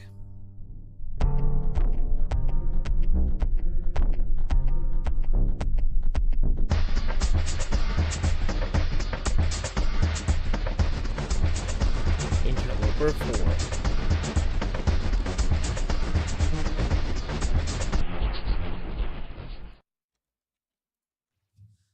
So hey, welcome to the stream. If you're new here, hello. So I'm Anomi, and lately I have been investigating this really weird source engine rabbit hole called Interloper. That's what this stream is about. And like I said, 15 minutes ago, I made a really interesting discovery that I want to investigate live with you guys, mainly because I don't want to accidentally miss something. You know, I want to have it all just recorded and on record so that I can go back and look at exactly everything that I did. So, right, 15 minutes ago. Let's just step back in time for a moment. So, I had Portal RTX open. Here's Portal RTX. I'm gonna put this in the corner. Okay, the Portal RTX will be here. And yeah, still in the red room. I'm calling this the red room now. I don't know what anyone else is calling it. And yeah, still couldn't find anything out about this, by the way.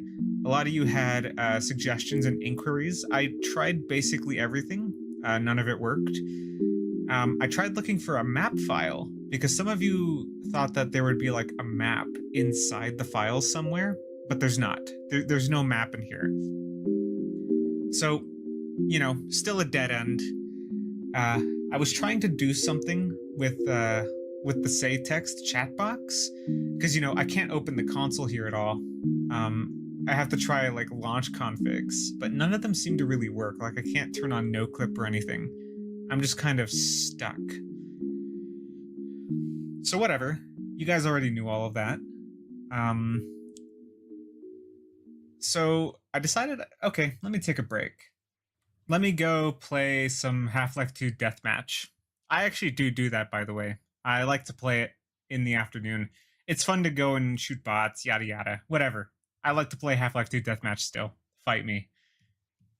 So, I launch Half-Life 2 Deathmatch, and then this. So, some of you might not realize the implication of this right now. Some of you might be wondering how this is possible. Now, if you don't know, the Source engine has a limitation where you can't have two source games open at the same time. TF2 and Portal RTX are both source games, and I shouldn't be able to launch both of them. And yet, for some reason, I can. This isn't even the beginning.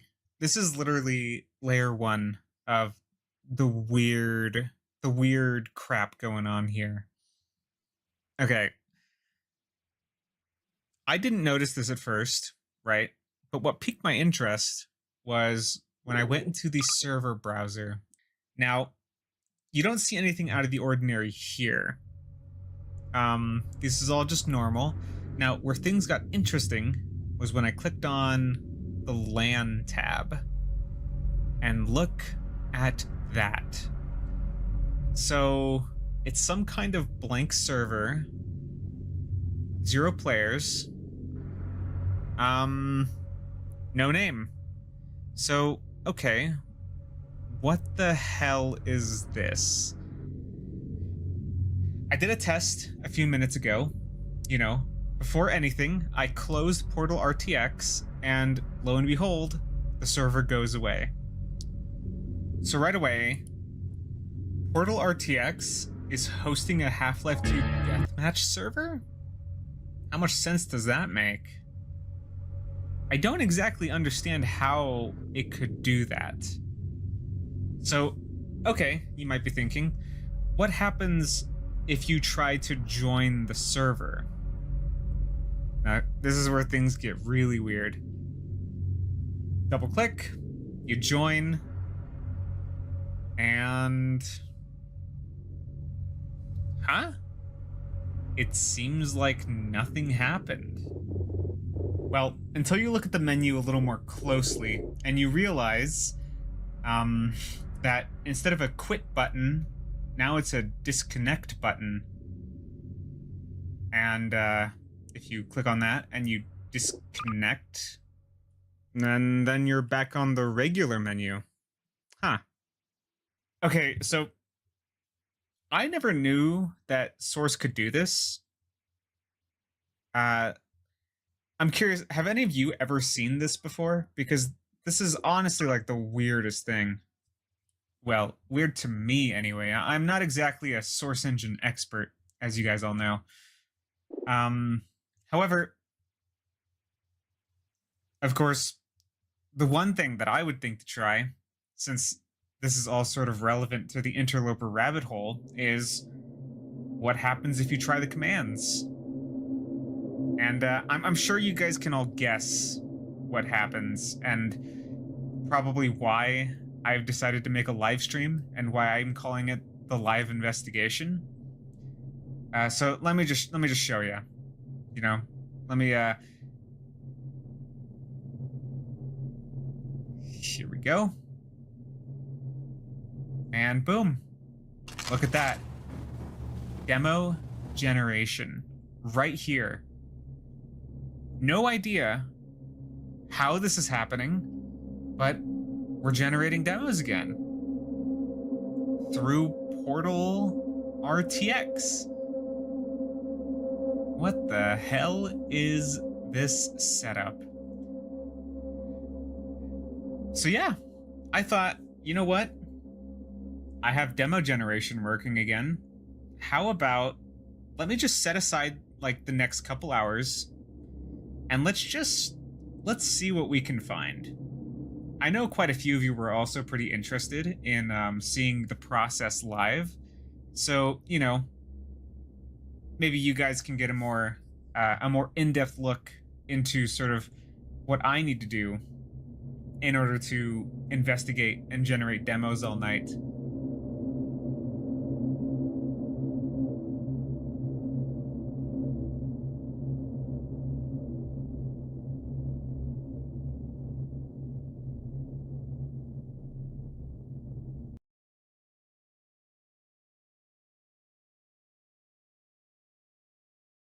Uh-huh. Oh. Oh,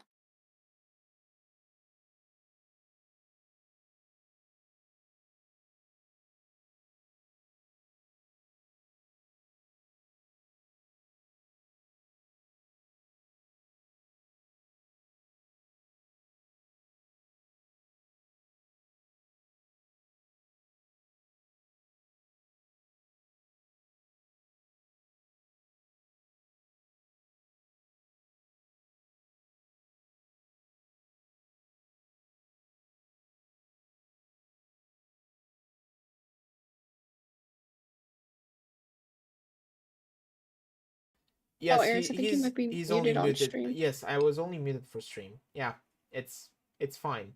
No, it's fine actually. Um, I was testing something. It's fine. Um, so in order to repeat that, and so you can see what I was actually trying to do, because I'm still getting used to all of this. You got it. You're good.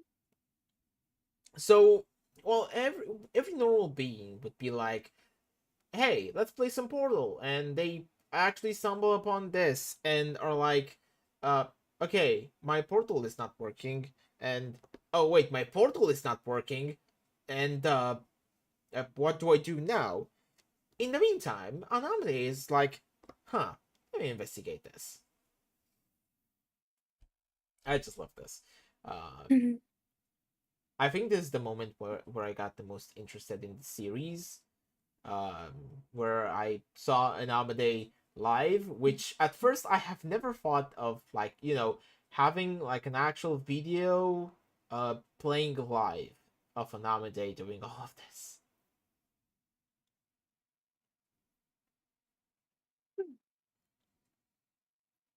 So yeah, test complete for me as well. I can actually manage to change my emotions while, you know, while I just normally talk. And that's so cool. It's probably gonna take a while to get used to, but hey, new reactive, new way of talking. Yeah. That's that came perfect with this thing. Thank you, D. You're welcome. Don't worry, there's more to come. I'm working on some other ones as well. My stream deck is sadly not big enough to handle too many, so I'm gonna have to see how I can put all of them in order to be easily Well, changeable. how many can it handle?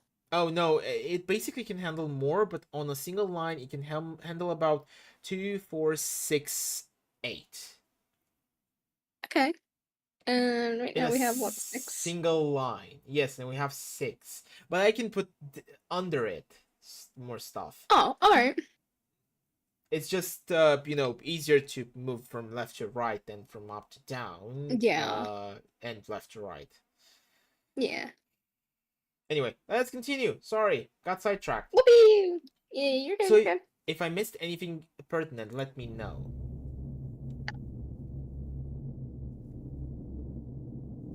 I will warn you though, it's not very fun. It can get pretty boring. So don't expect much. I'm not expecting much, which is why I wanted to do it as a live stream instead of a video, because I'm not confident that beyond this I'll really find anything. I actually did think about making a short update video, but I decided a live stream would probably be better. So, hey, here it is. I made that decision on a dime. All right, let's start generating and see what we can find.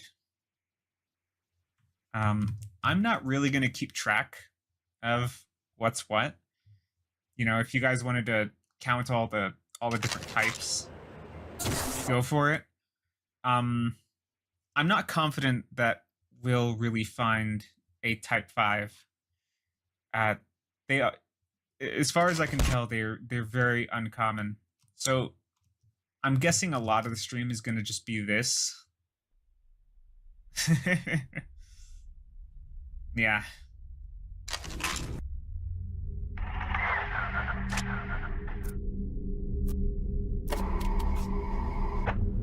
Yeah, not exactly the most interesting thing, is it?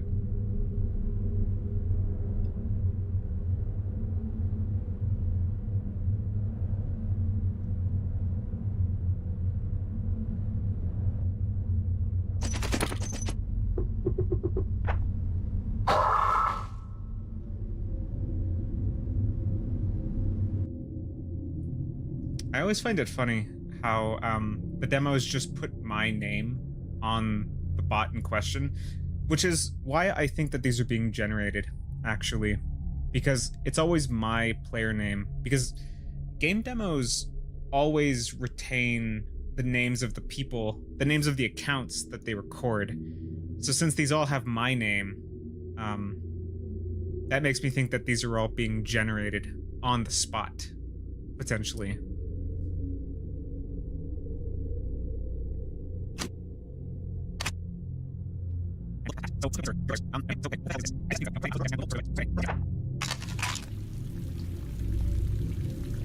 Oh, this one's weird.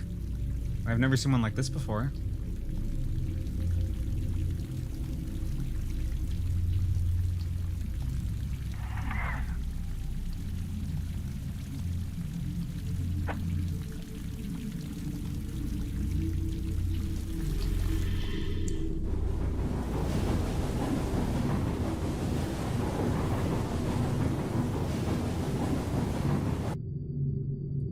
Yeah, so that one's definitely an outlier. I'm gonna take note of that one. If you guys are wondering, I'm not gonna like look too in depth on these right now. I just want to look at as much as possible. Like, I'm gonna, of course, go back and look at these later. So don't worry about that.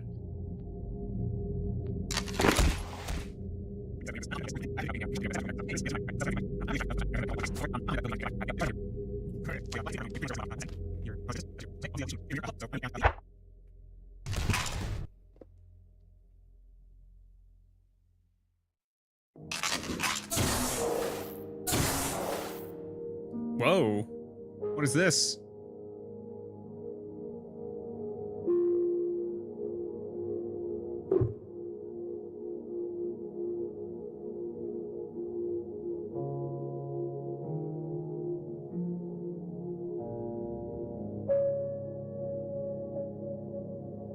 Yeah, this one's weird. Yeah. It's pretty though. I like the little. It's a bit creepy. It's like liminal. Yeah, I'm 100% looking at that one later. Weird.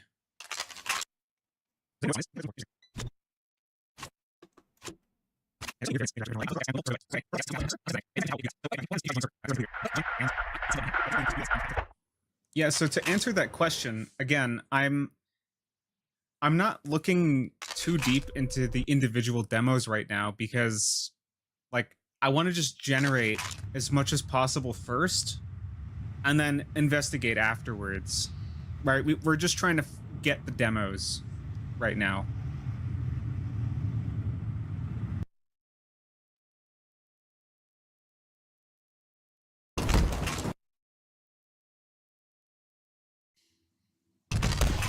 You know what?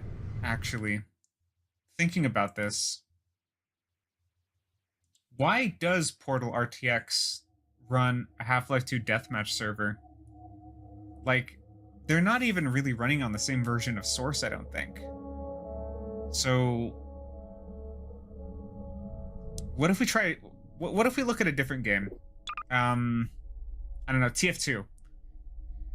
Hold on. I want to go... I know that this is kind of... This might just be a dead end, but let me go look at TF2 really quick. Oh, but first, actually, I got some requests from you guys to look at Gold Source games. So let me just open up Half-Life 1 really quick and see if there's anything there.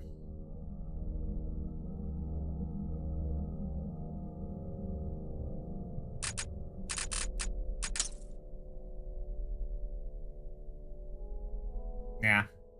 No server here, so I guess Portal RTX isn't very good at hosting a Half-Life server.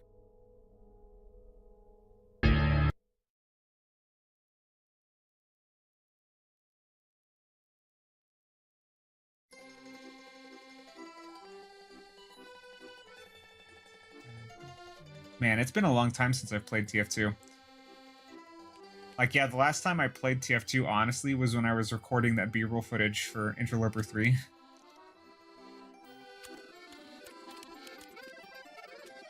Oh, there it is. There's a server. Look at that. And if we join it. F. Oh, dude, weird. That's like the old main menu. What? Oh, this is so weird, but it's so cool. What? Are you sure that this isn't like a normal thing?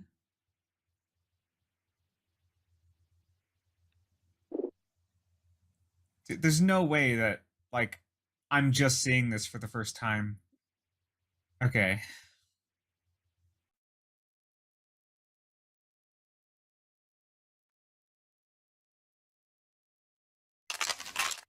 And look at that, we can interlope. Let's see if we can find more, find more TF2 goodness. This one is a pretty interesting test, you know. Team Fortress 2, of course, a classic game. I have tested this one before.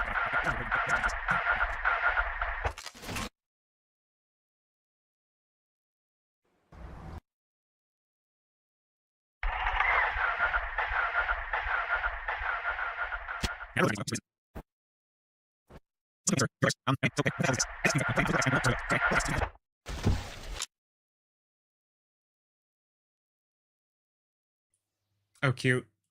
Yeah, so, for people who don't know, this is actually a map in Team Fortress 2. It's called CP Cloak. I guess it was just a matter of time before we got a demo on it. Not sure if it's relevant at all, though. Yeah, That's just a Type 3.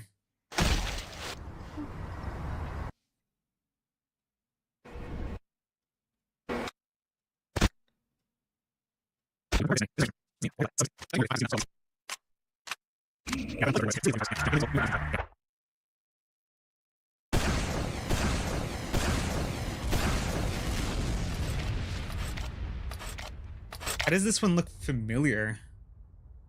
That's a weird one.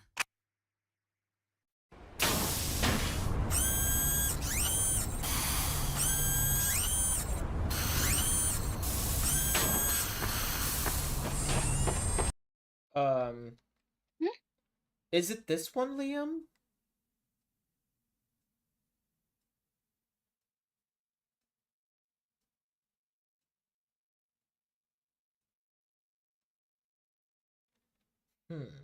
So, this demo is recreating part of the official tutorial for Source Filmmaker. Huh. Noted.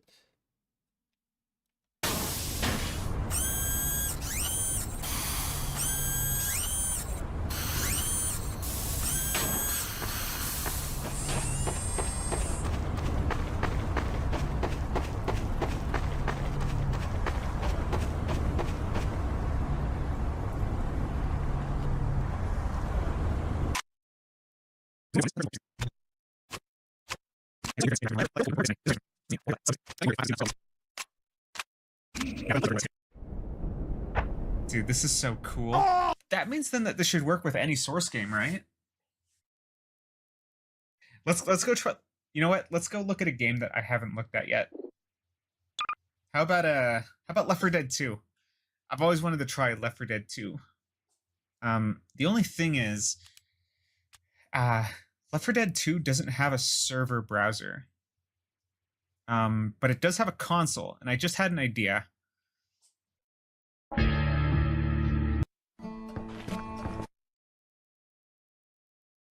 So Portal RTX is running locally on my machine, so that makes me think that this server that I'm connecting to must be being hosted on my machine. Now, there's a way that you can connect to your machine, and what you do is you go into the console and you type in connect followed by your local network IP. In my case, it's 192.168.0.1, I believe. I mean, yes. Pausing here for a bit. I love The fucking the kitties. Aww. Of course, I modded the hell out of my Left 4 Dead 2. I'm sure you can all see. Nah. Now, Totally if I'm not. right, and I push enter, I should be able to connect to the server even in a single player game.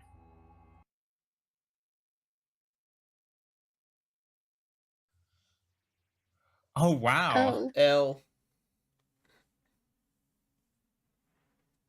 Left 4 Dead 2. All right, let's see what's up in Left 4 Dead 2, guys. He most probably did not dox himself. He actually showed us his AP, but I'm probably thinking he did not dox himself. I think that was it. Oh. Help! Help! Come on, guys, go help Ellis. Oh shit! I don't this like about? Ellis. Fuck Alice. All my homies hate Alice. Help!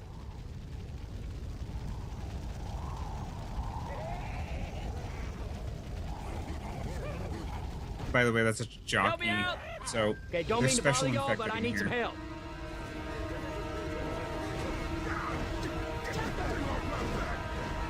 I need some help!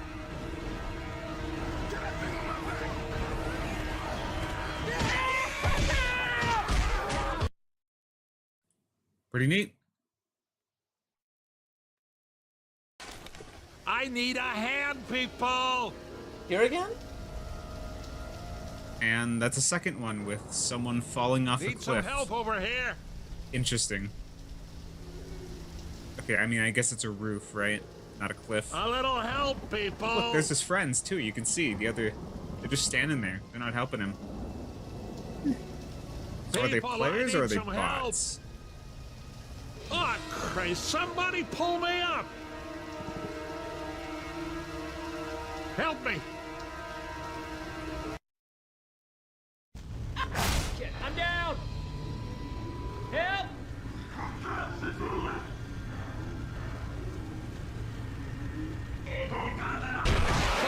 pull me up!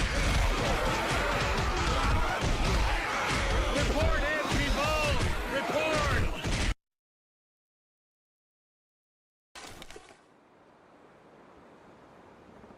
Help!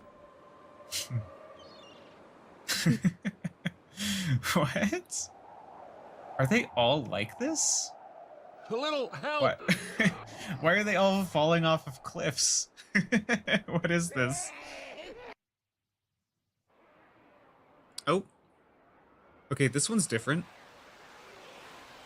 Oh, this one's really different. Is he standing in the air?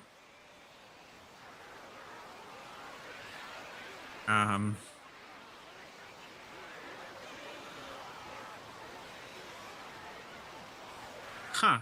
Very weird.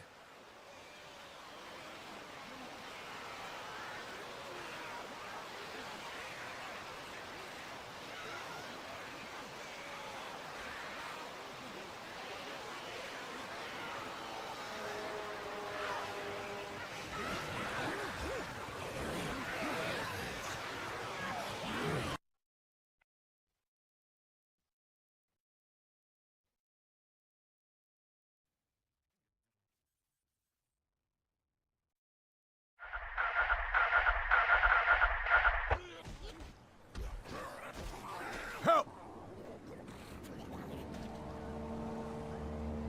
Most are weird because we Get your don't ass know over here and help me! what type they are.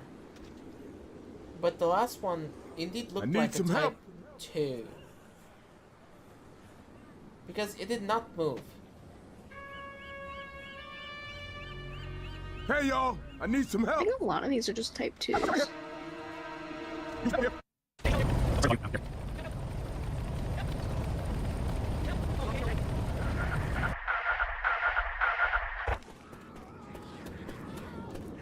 Oh, hold on.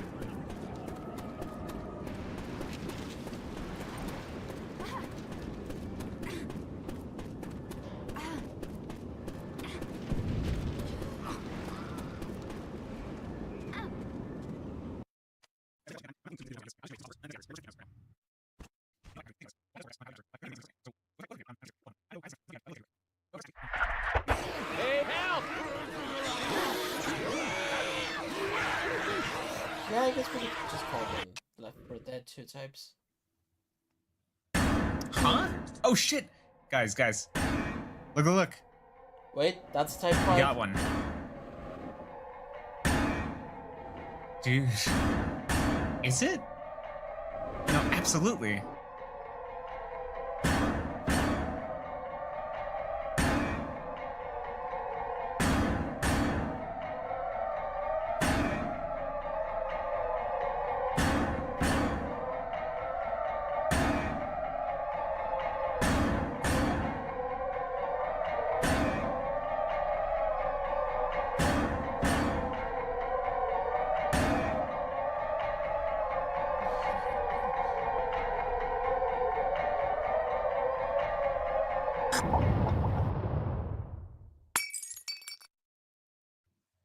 Wow.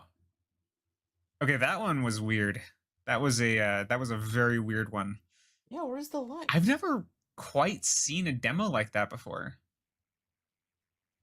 Where's the light in the Huh. blue? It was kind of like Sea Strike. RTX? You know, the way he kind of fell through the floor kind of reminds me of how, like, in Sea Strike, the avatar was, like, dragged out of the map bounds. This one's kind of different, though. That's pretty interesting. Because Liam Is there did anything said, more? Portal RTX window is also You know what I moving want to try, around. actually, What is happening? on that note? Good point, actually. I just realized, before we do anything else, let me go get that demo. Just give me a second. I'm gonna upload it right now so that you guys can take a look at it. Okay? Just give me a sec. Let me go get the files and make a package. Let's take 2 minutes. 2-minute intermission. Then I'll be back with the files. So BRB.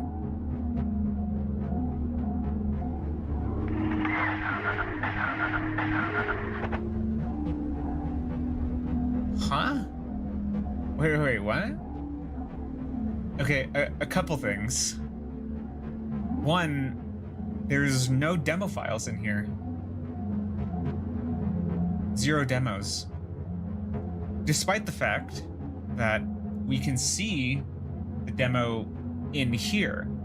So if you type play demo space in console, like you can find the demo list. Like these are our generations. But there's no demos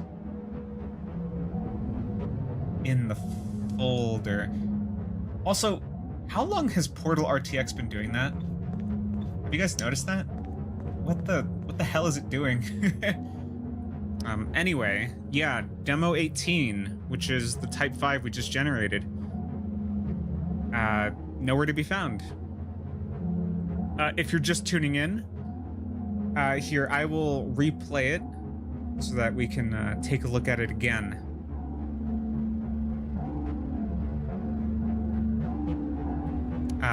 Nope.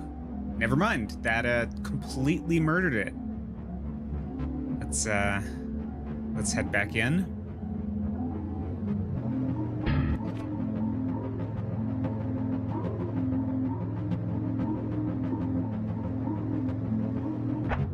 And the demos are gone. None of them. Wow, okay.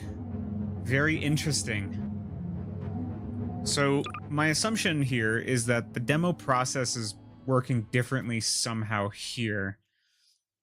And I guess since we're connecting to a server, the demos aren't being saved here, they're being saved in the server somewhere. So maybe they're in the Portal RTX files at the moment. Either way, I'll go look for those later. But what I want to do right now, actually, is I want to just keep generating as many demos as possible from as many games as possible. So, actually, Left 4 Dead 2 was interesting, and it seems like newer Source games tend to have really erratic results. So, let me here. I want to check out Portal 2. I really did want to check out Portal again, but since neither of the portals are working really. Also, I'm not sure if this is going to work in a single-player game. Whatever. Let's try Portal 2. Portal 2 has a co-op mode, so let's just give that a shot.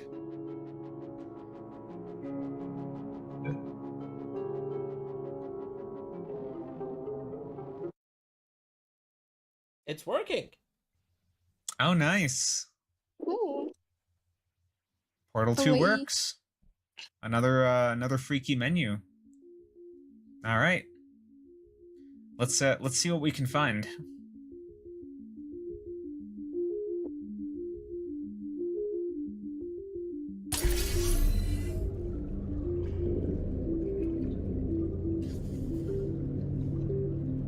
Oh. Is this a Type 4? That is, that's very like Portal 1, huh?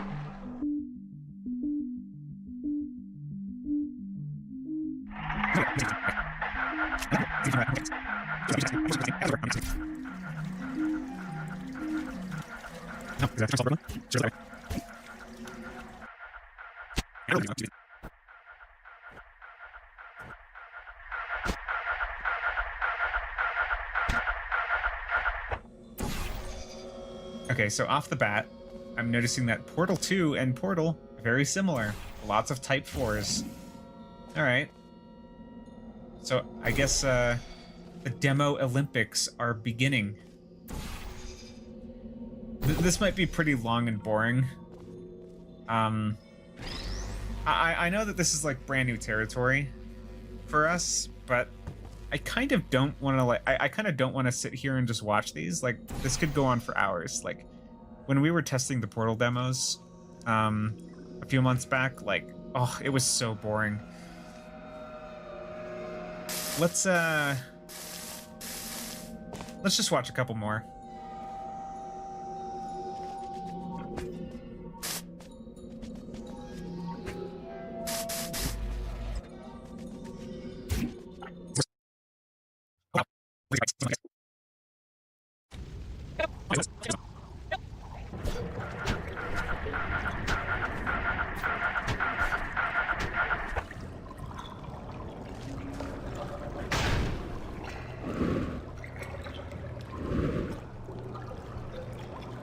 Oh?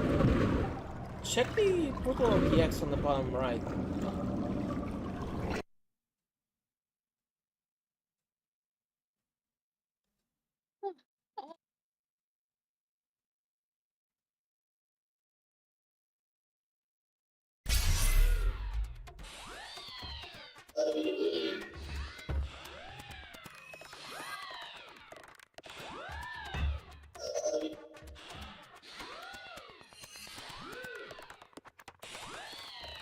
Is he gonna do it? Let's find out.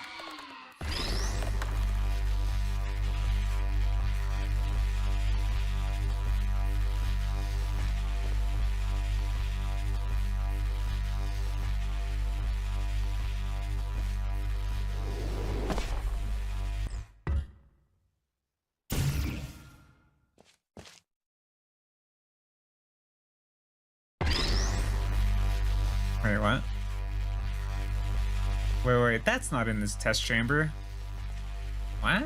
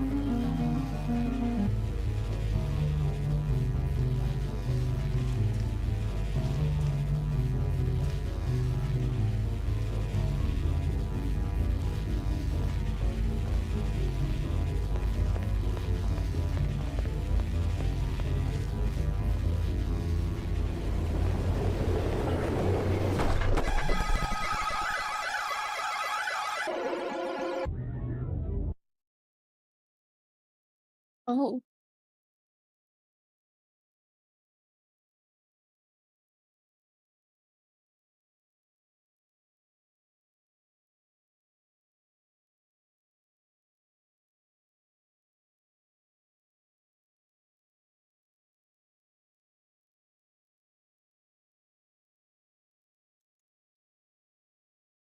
Now in the cube maps, you can briefly see a logo for source sample 2.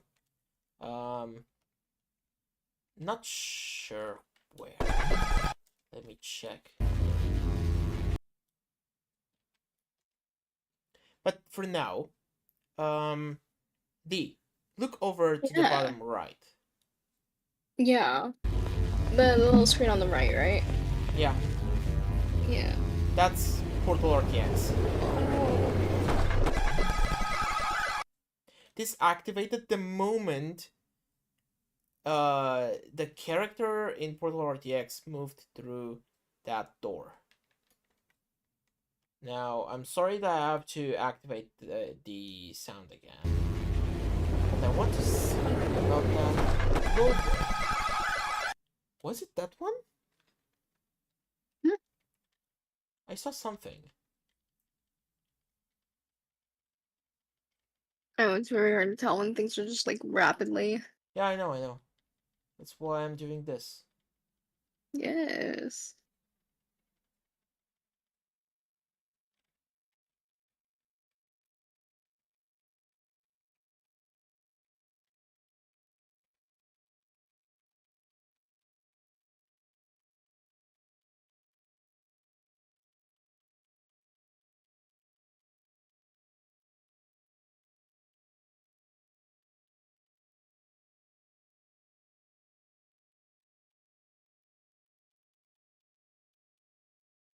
The maze map, by the way, that has been generated over here.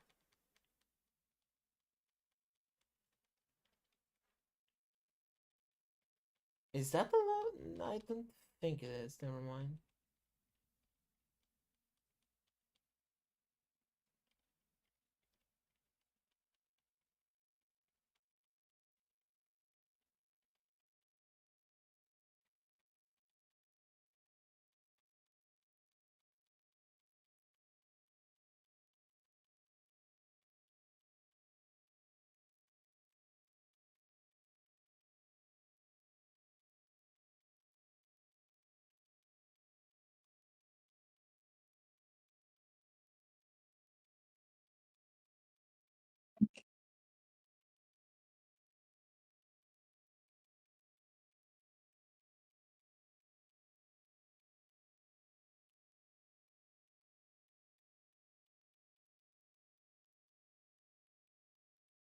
Oh, source Oh, there we simple go. too.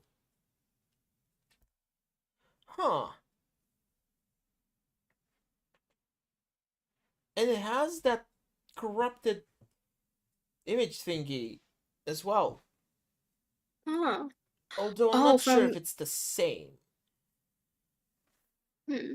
But since I cannot explore it, I won't go into any details with that one.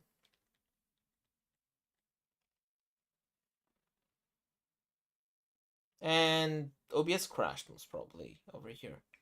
Yeah.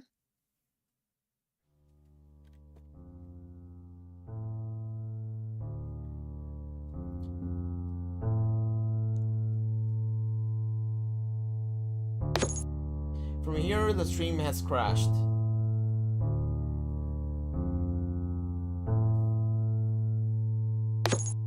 And remained in this state for about 20 minutes.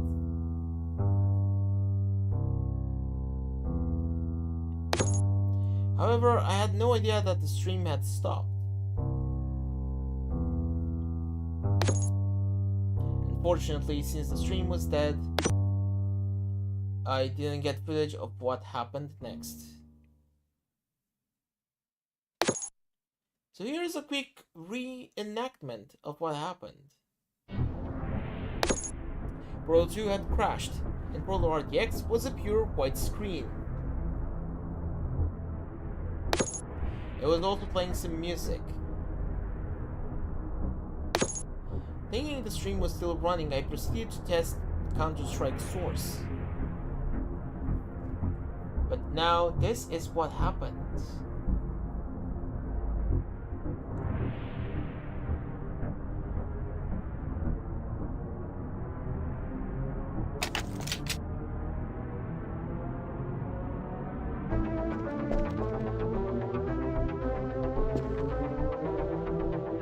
It also happens in Team Fortress 2.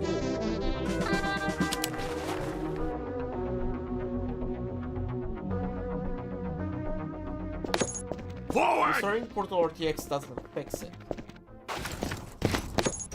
And every game I try just sends me to the same large dark void. When I realized my stream was no longer working, I checked the task manager.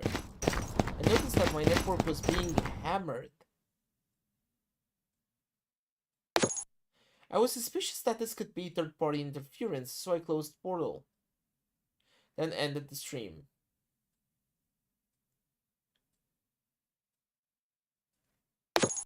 I haven't had a chance to analyze everything here yet. But I'll keep looking.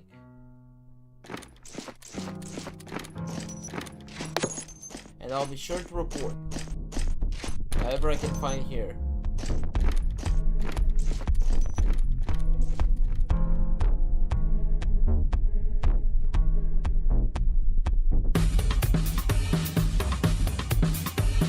And this was Interloper 4. Amazing if you ask me. He went through all this trouble to generate so many demos.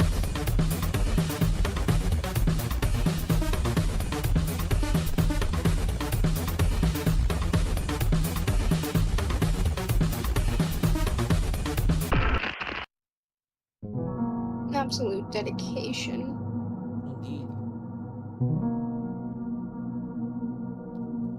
Now, I would normally want to see more.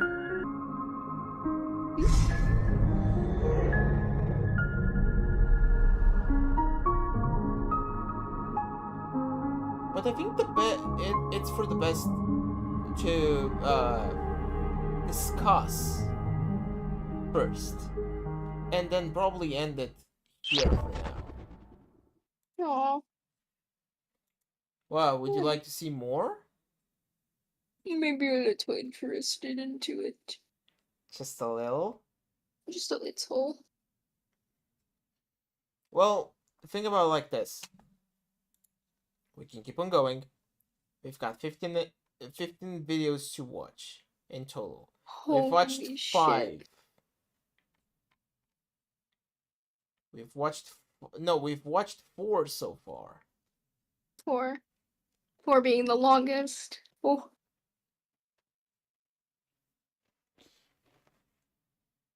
This is half. No, not even half. It's more than that. Than the last episode's length. Last one was 41. This one is 36. So we are still around that same amount of time.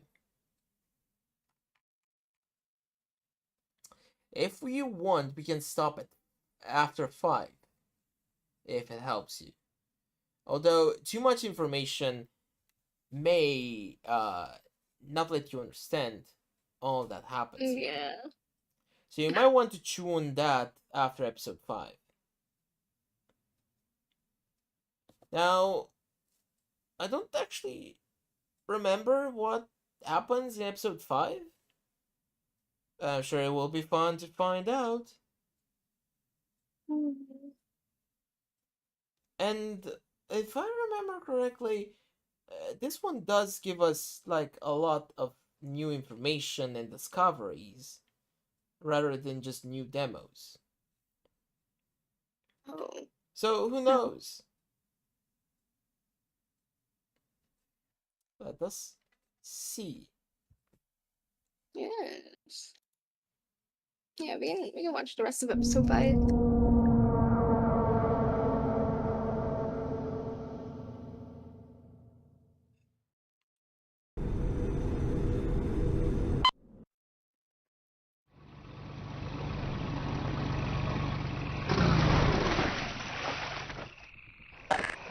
The steps are simple.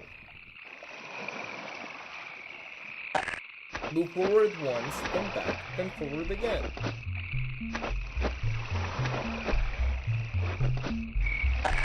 Turn right twice, then left once.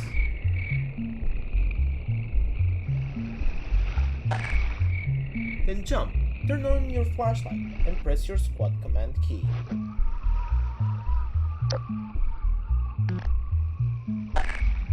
And before your flashlight dies, do random actions. Running, jumping, shooting. What you do randomly affects what will happen next. And when you're ready, turn off your flashlight. Oh. And check your surroundings.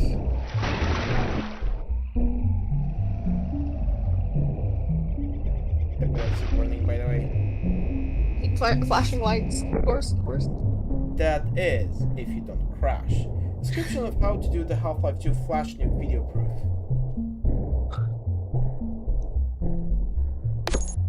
In the game Half-Life 2, there exists a mystery that's been unsolved for 17 years. Oh boy.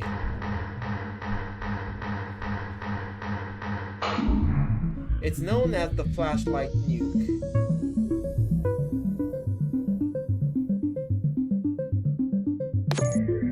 You've probably heard of this legendary glitch if you followed Half-Life for a while.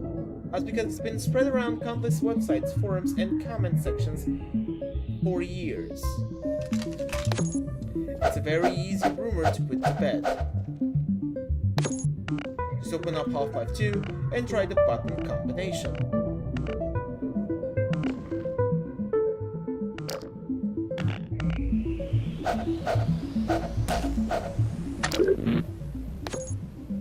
No, it doesn't do anything.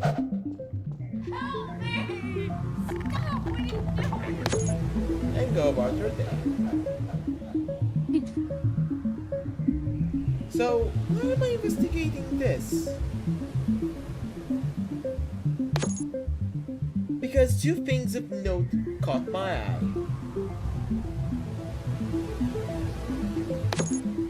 One, this HUD is not the HUD of the PC version of Half-Life 2. And two, this button combination is a real button combo. How do I know this? My first hint was this step using the command squad key. Most people don't know this, but in the console version of Half-Life 2, this action had a main button assigned to it.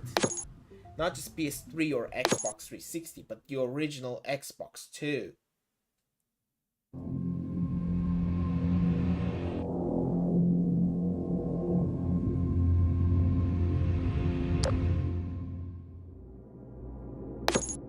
Which I happen to have a copy of.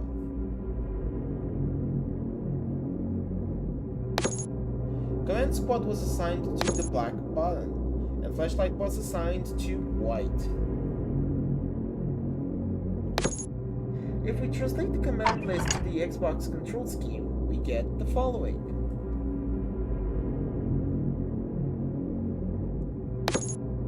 Some of you might notice that this code feels kind of familiar. That's because it resembles real cheat codes in Half-Life 2 on the original Xbox. This piqued my interest, namely because it sort of fits that this could be an unknown cheat code.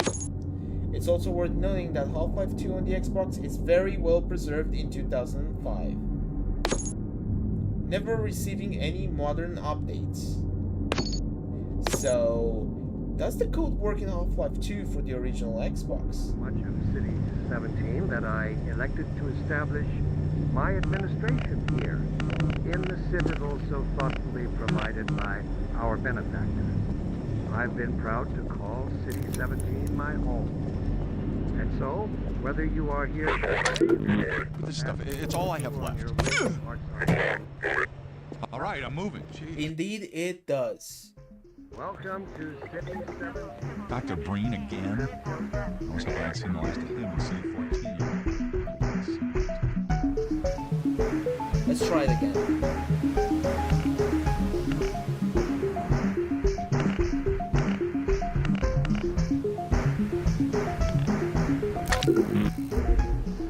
Crash. Crashing is a typical side effect.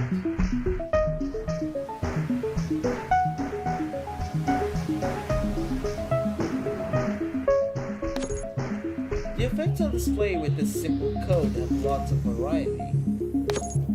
Holes in the map seem very common as a side effect. Sometimes they can be really subtle effects.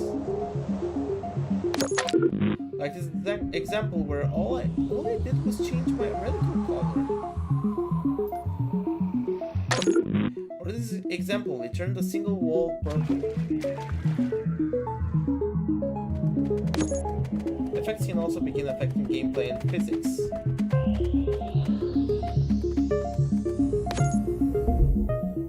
Oh, these are even more unstable.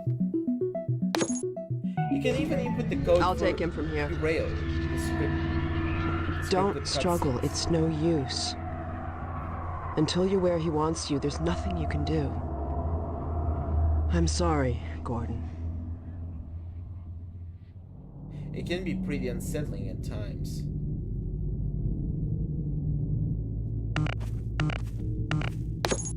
But why does it do this? Why does it only seem to work in the Xbox version? Ammunition depleted. That's what we're going to try and find out.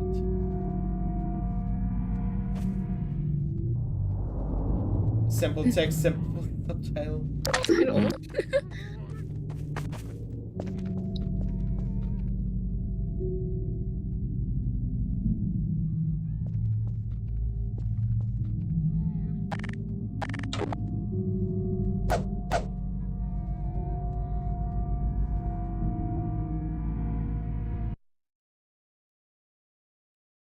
Need scene here. Damn.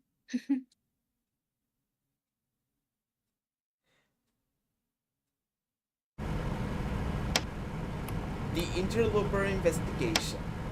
5. Now we begin. 18 years ago, a strange video game mystery was uncovered in the game Half-Life 2. The mystery began as a 34-page forum thread on the website hl2.net. The Interloper Investigation. A thread that is still only partially recovered. The mystery involved a strange piece of art located in the game Half-Life 2, which was encoded with instructions on how to use a hidden engine command. Upon following those directions,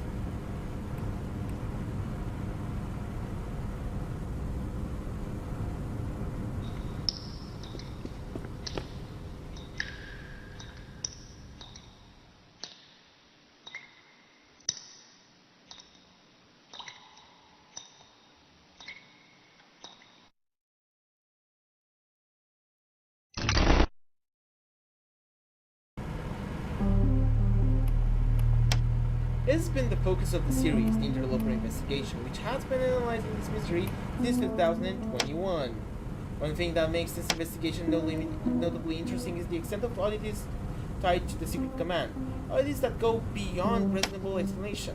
It was discovered that this code would cause the engine to generate demo files containing pre-recorded gameplay. Each demo would be one of 5 types of varying rarity, the most notable being Type 5. This is too fast. The 5 demos are by far the rarest yet strangest things to come out of this mystery. And as it stands, we know of only 9 that are confirmed to exist.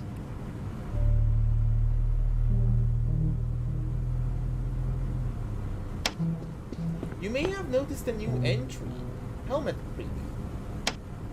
This Type 5 was recently discovered on a Counter-Strike video hosting server. From there, we were able to track down the original forum post contributor who posted it. .playhelmetcreek.wmv. Helmet Creek.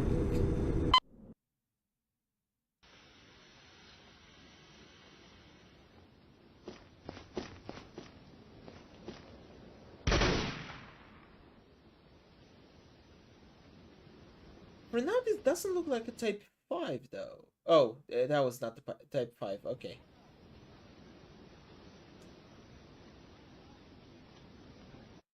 Still not a Type 5.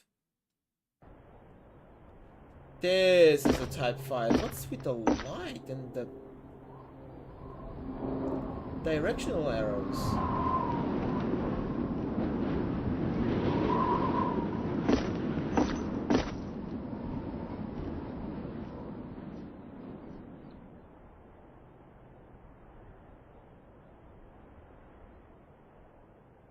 Flashing lights. Yay. Oh, bro got stolen by someone. Lunged out. That Oh shit. That does not look like an umbrella man. What? Who is that? Hint. Remember the hint notes? Oh, he disappeared. Oh, bye.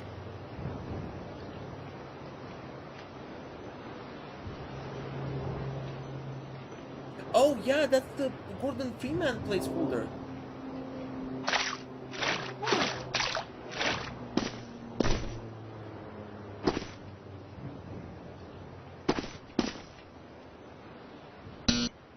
Oh, bro got denied. No, no.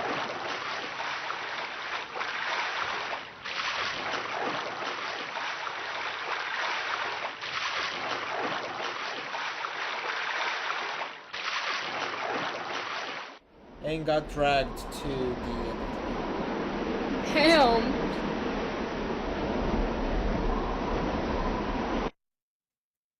So we know that they're targeting only the Type 5 NPCs. The DM NPCs.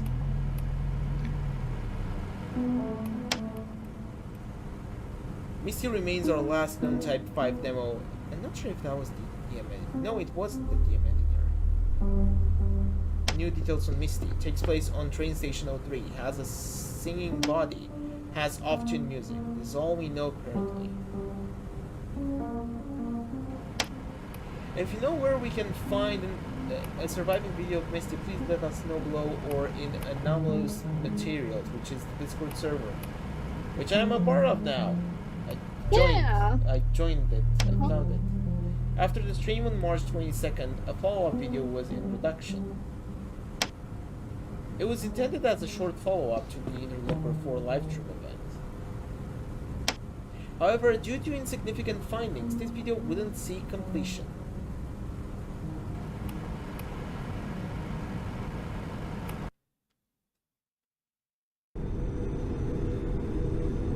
A short update. March 30th. Hey everyone, Anamade here. So, I'm unsure if this is going to be a full video or not. If this is a full video, cut this part out. If this is not a full video, leave it in, because I need some filler. Yeah, that stream last week was, pretty crazy. You know, rather than leave you on a cliffhanger like that, I wanted to very quickly just go over what the situation is. And, well, more so the lack of situation, I suppose I should say. Alright, if we go back to the process that we did a few days ago, the first thing we notice is Portal RTX is completely white. Now, I included this snippet in the final edit. However, I didn't really go into too much detail. You might remember that while Portal RTX was open, there was also a server in the server browser that I could enter to then browse a second main menu of whatever game I was playing. However, that's not the case anymore. Whenever I load into the Portal RTX server, I actually go in-game, and I'm on this big map.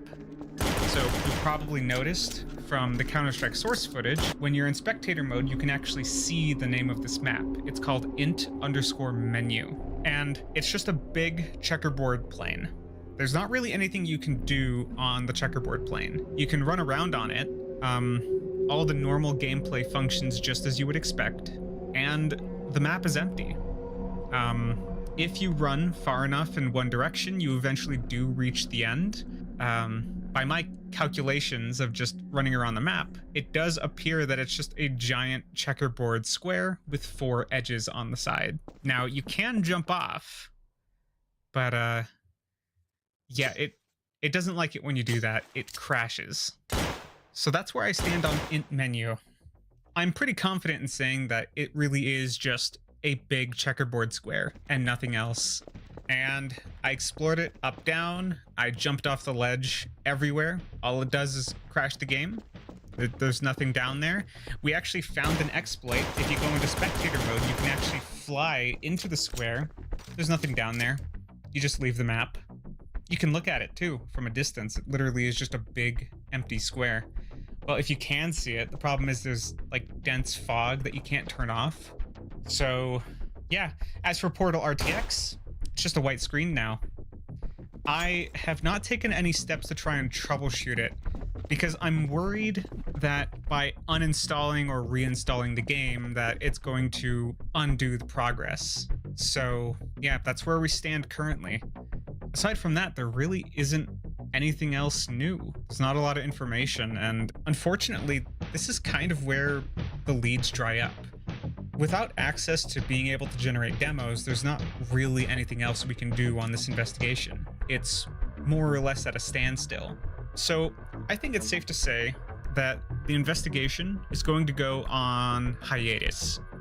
It's highly likely that the hiatus will last until about November, because that's when we should, hypothetically, get access again. But in the event that we don't, this might be the last episode. I wanted to thank you all for going on this investigation with me and helping me uncover as much as I can. And I hope that whoever's investigating this next, whether you encounter this investigation in a couple months or a couple years, I hope that these videos can help you pick up where I left off. So, thank you all for watching. Thanks for watching the stream. Is that really how I should end it? It's a very anticlimactic way to end this years-long investigation.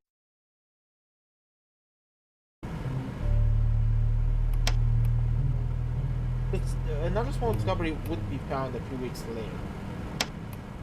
The following section was intended to be added to the Interloper 5 update.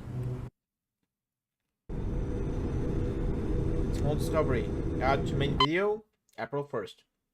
All right, here's a quick addendum to the video, just to show that I actually did find one last thing. While I was exploring the void some more, while I was recording some B-roll footage, I actually did find something in the void. So I was walking around, and then I found this guy right here. I don't know exactly where he is, but I was like, that's interesting. But then I thought, like, I've seen this model before. I actually do know what this model is. It's the player model in Half-Life 2. You don't usually see it because Half-Life 2 you're always in first person, but this is your third person model. And that got me thinking, is this a player? Is there someone AFK in this server? Now obviously, there's only one possibility, that this actually is Portal RTX standing right here. And I can actually confirm that theory. If I go and I click on the white menu, and I start putting in inputs, look, I can move them around when I'm in the Portal RTX window. I can go move my guy around, and I can move Portal RTX around. Yeah, this is kind of an interesting discovery, but at the same time, it's also not that interesting. But it kind of makes sense, because if Portal RTX is hosting a server off of the game runtime, then it goes without saying that there needs to be a player in the world. Although I guess I'm a little surprised that it's not. No, we got cut again. Okay. Ada Mona update. April 5th. New Ada Machinima videos are discovered and uploaded to the archive channel. These Ada videos would be the thing we needed to kick off the 5th stage of this investigation. Another interesting find. We follow the Ada Machinima stuff right now. However, the latest video that was posted, which is this one about the weird, like this weird scout thing. Now, part of this that really catches my interest is the very beginning part. The rest of it's kind of interesting, but it's a little cryptic and I don't really know how to interpret it. But this beginning part is very interesting because at one point you can see the scout like switching models, like turning into an error and like switching around and doing something weird. So turns out when I'm in the Portal RTX and I'm controlling the Portal RTX pawn, if I right click the mouse,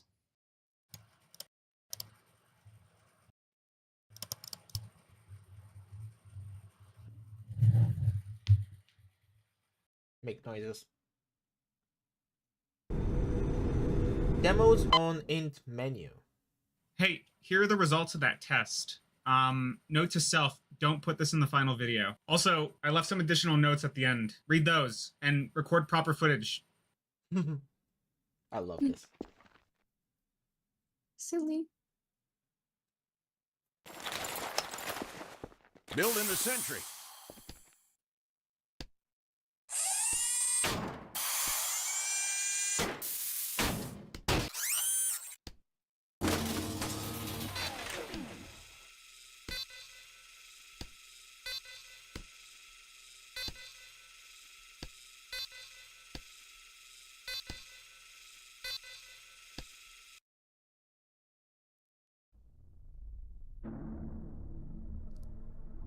Oh, we can barely see that.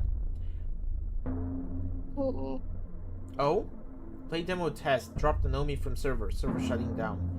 We can record demos on int menu, but we can't play them or view them. Just like Ellis 4. Oh, underscore shit. Dot MP4.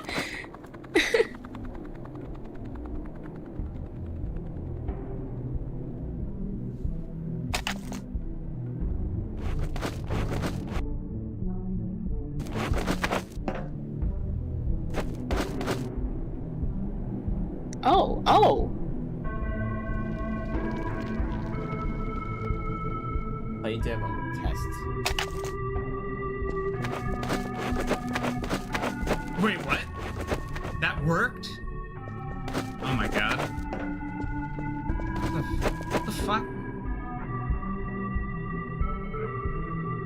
I wish I knew what that said. Oh my god, that actually that works. matter. Not what I was expecting it to do. Found by accident when trying in menu. Initial observation. Source windows can send demos to... God damn it, Naomi! To each other. Found after trying and failing to record demos on int menu. Files won't save to my computer, just like in the secret menu demos. Oh, there goes my weekend. Damn. Cheats test. April 15th.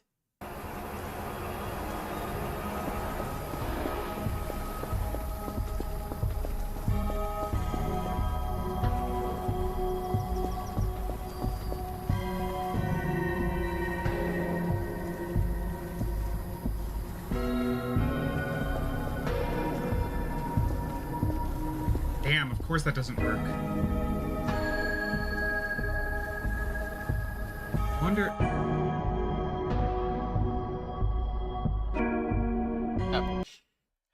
The games transfer input data, not state data.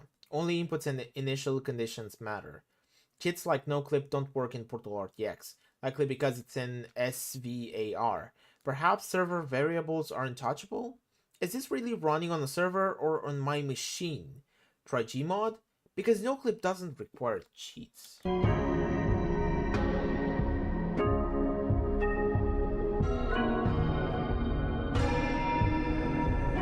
Void Expedition 1.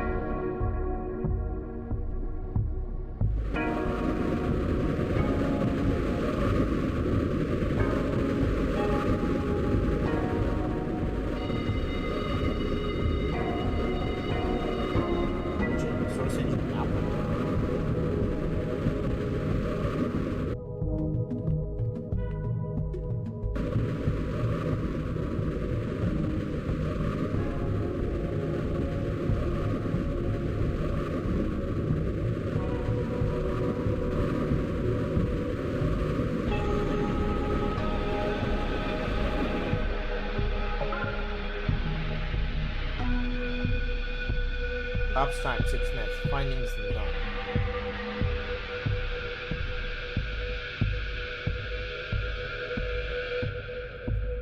I just had to try. I'm still wondering how Ada even got the long trap demo, assuming it's legitimate. Note, in visualization. Ah, Visualization. Visualization. Yeah, sorry. Grade is not Okay. to proper skill. It's time based. Oh. No, I'm eating some chocolate at the same time. Oh, Get nice. Hell get yeah. some energy True, to true. keep I've on been watching this. drinking some iced tea.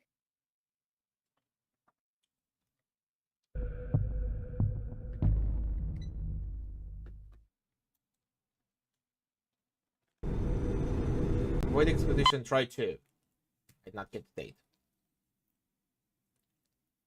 Oh, it's June 15th.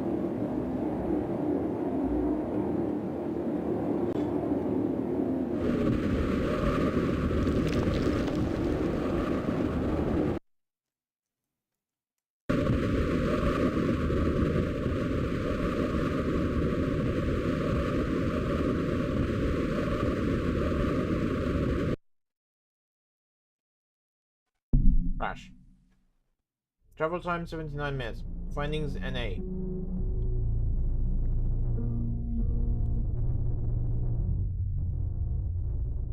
This took a long time to do, recording, examining footage. If the demo void has things inside, maybe gravity is faster than no clipping? Should probably start thinking more three-dimensional, but probably not IMO. Should move on from this already.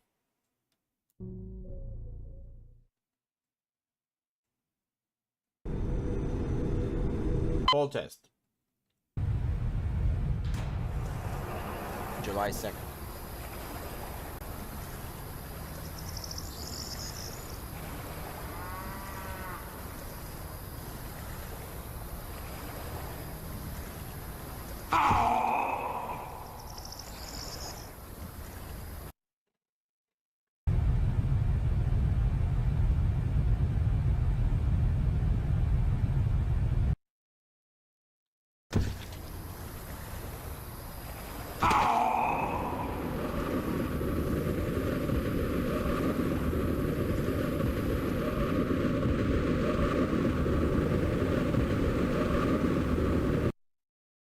Six point 5 hours later.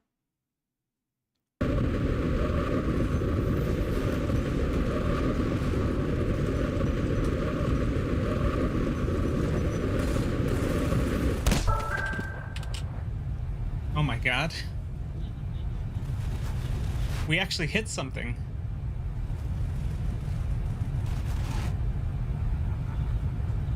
Wow. This find is pretty incredible. Just how big is this demo void? It's time to go big with this search.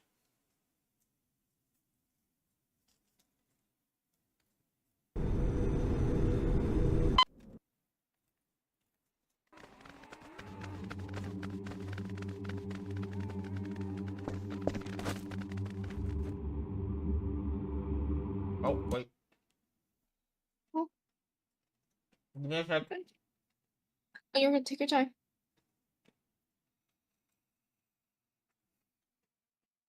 In case there are people that are just listening, I want to make sure they can actually listen. My first experience with the Source engine was around 2009. 2009. I think Gary's Mod 10 was the reason I got into Half-Life 2 in the first place. GM Constructs, where I spend most of my time after school.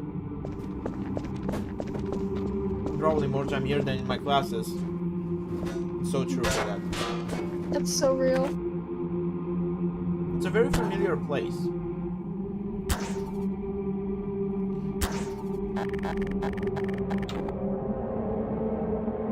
So it would be the perfect launch pad.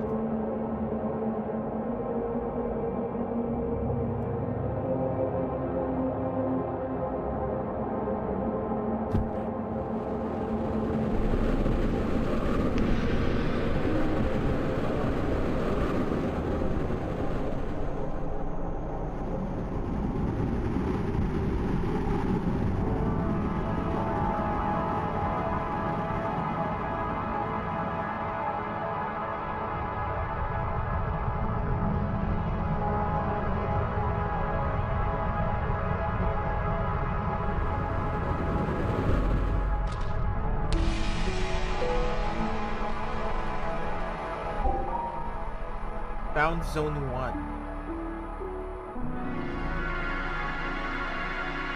With 2 locations now discovered in the void, I just had to press on.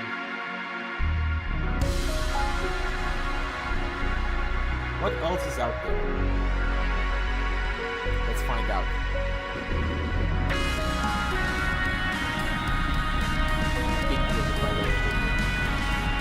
Is it in the mall? Zone 2 found.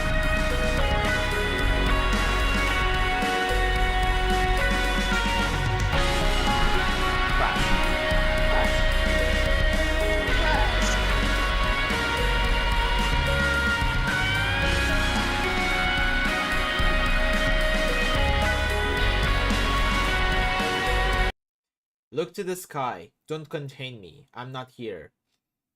In the dark, I'm free. Out to sea. I'm just drifting here. Floating. From the sky, X to Y. Distant light just keeps calling me. Oh,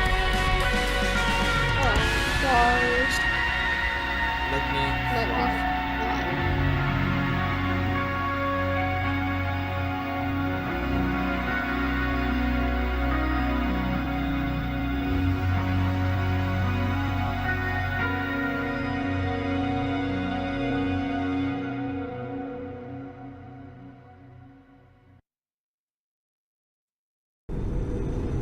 Findings, July 27th.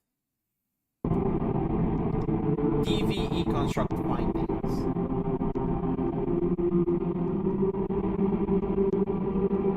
Sites found 4.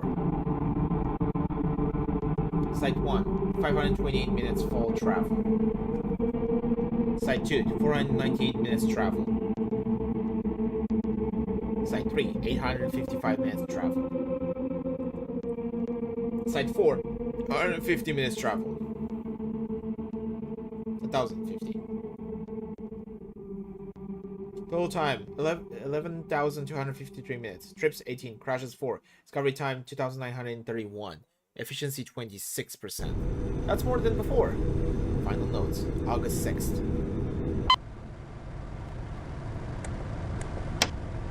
"18 years ago, a strange video game mystery was uncovered in the game Half-Life 2. And as of today, that investigation is still ongoing. Currently, we're opening the floor to suggestions of how we can more effectively investigate, as well as another call for Lost Type 5 demos, mainly Misty.WMV. Please report all findings and suggestions in the comments below or in the #INTERLOPER suggestions channel on the Anomalous Materials Discord server. Any help in this investigation will be greatly appreciated.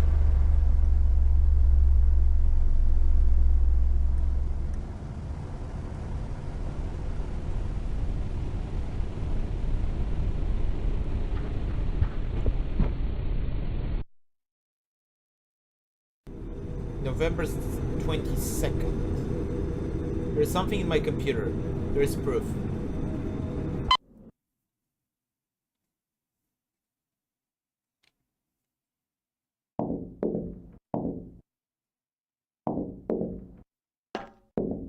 What?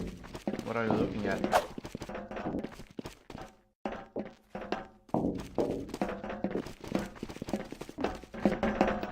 Over where? I don't see anything.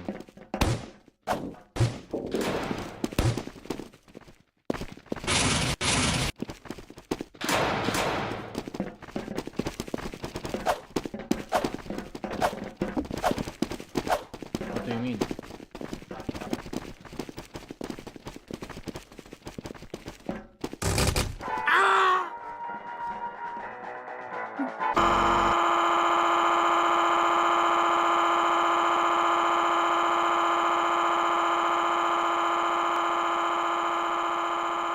Behavior warning.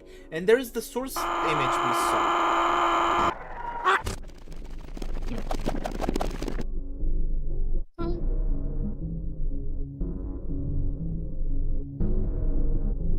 Go back a bit.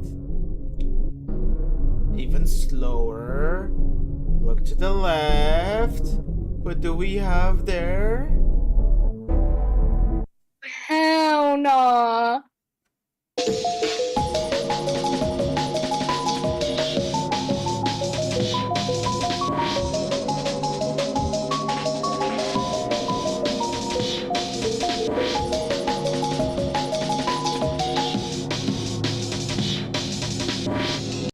So, it seems like that specific character seems to be of the same origin that not our, but Anamede's, oh yeah, the quality is way higher in Anami's video. Oh, definitely, yeah. Than it is on the archive. That I can tell for sure. But so we have Portal RTX, right? And we know Anamade can change how the character looks, including having that error and the Half-Life 2 model as well.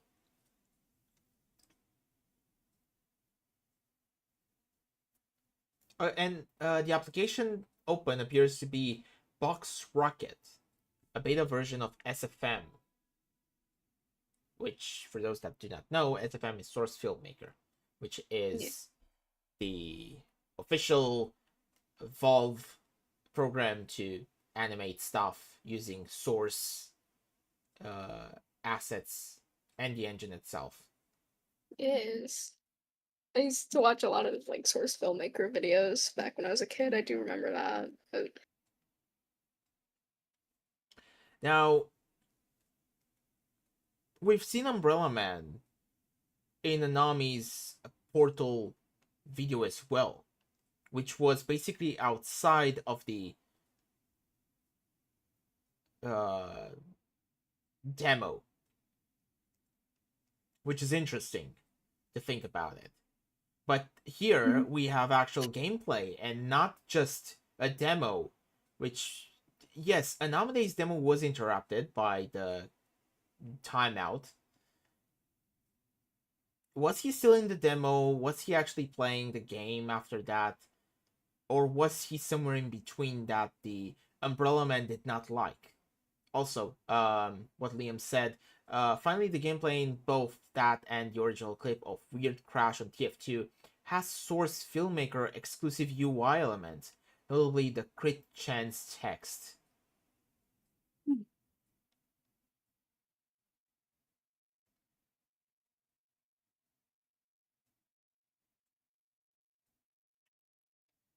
Interesting. So I'm thinking that at least I'm not sure if someone was using that specific app, that or the hack or whatever the thing is happening with Portal RTX, but either someone or something has basically invaded Ada Mona Machinima's game, basically. Like live game, not just demos this time.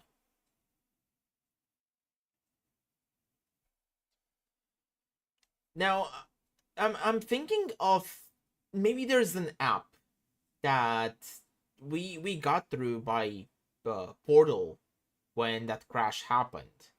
It's probably something off limits that we don't have access to, and Anami somehow got through, but instead of getting access to the app itself, it got access to the app through Portal RTX or some functionalities of it. And I'm guessing that specific app can hold servers or create it, more like create servers, but maybe it can also join servers. That would be crazy. I'm just And trying. it could just I'm just free trying to roam. Sorry. No, you're good. I'm just trying to see if I can connect the dots here, because this has been something that I've been thinking about ever since I first saw this video. Like, I still have no idea how those two connect, even if I saw the videos after. Like, what was that thing exactly? because it seemed to not be human, but neither an NPC. Yeah. For Naomi, the demo probably stopped, but his instance was left with a Type 5 DM NPC and the connection to whatever is causing the demos. The Umbrella Man then tried to cut the Interloper from the demos. So yes, we have the Interloper, which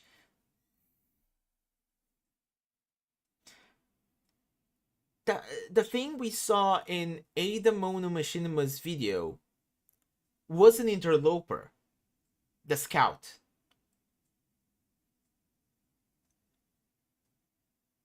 But I'm not sure how someone is able to like know exactly where the player character is unless that's not a human. Yeah, Maybe like no, yeah, an I know. anomaly? Nami was the interloper, was an interloper. Ada calls the scout a crasher. Oh yeah, I think that's in the name. Huh. Actually, let me check. No, it's not. It's not here.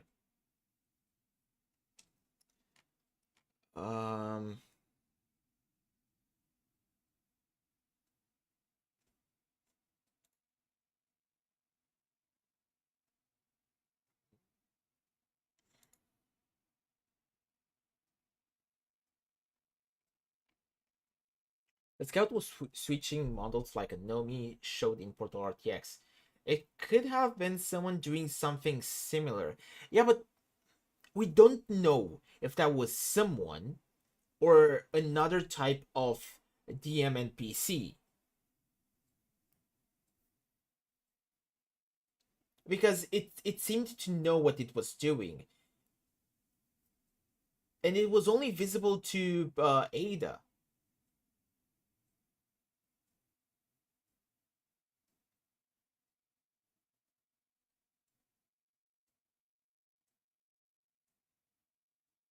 Or if we're assuming that the DM NPCs are AI, maybe the Umbrella Men are sadistic and wanted to torment Ada. I'm thinking more like the Umbrella Men are trying to keep the AIs at bay and mainly not let them invade the source engine.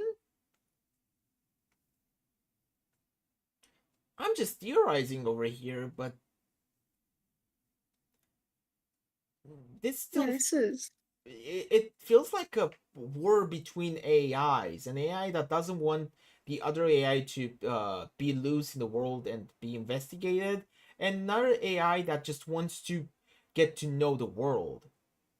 That's true too, but then the Umbrella Man that was there should have done something.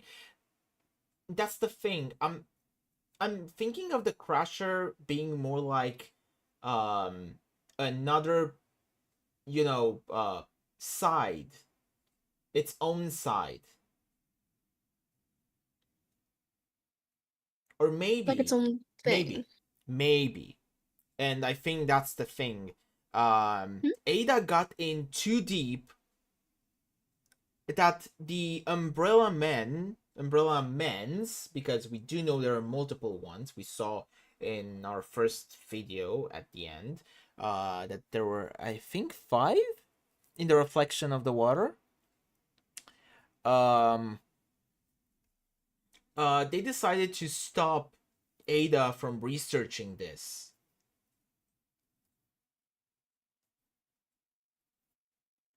Therefore, sent a crusher.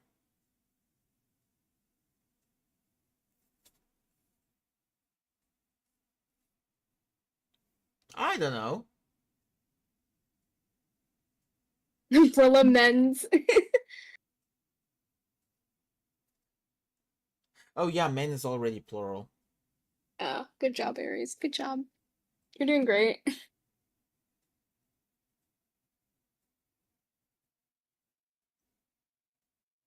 But no, seriously though.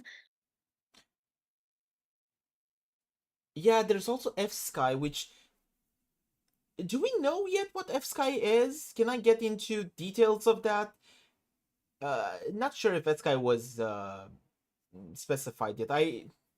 Yeah, I have short-term memory. I don't think it was specified exact. I think it. Only I know we saw the name. Yeah. And we also saw like and fucking look it up and on like YouTube and found like the SFM stuff. So yeah, all we know about F-Sky is that they do server hosting. That's pretty much all we know. And they're Norwegian. How do you spell Norwegian? Norwegian. Norwegian. Thank you. That's the first time I'm actually trying to say Norwegian. Huh. That's crazy. So yeah, that's actually the only thing we know so far about F-Sky. Thank you, Liam, once again. The goat. Also, how Ada was doing this over a short span of days instead of once a year like Anomi. The approaches were different because, well, Ada was just playing around trying to find ghosts. Ada is trying to find the things in the system as well. Not just, you know, getting into phasmophobia stuff here. Which is your favorite room? Where did you die? Who are... Sorry.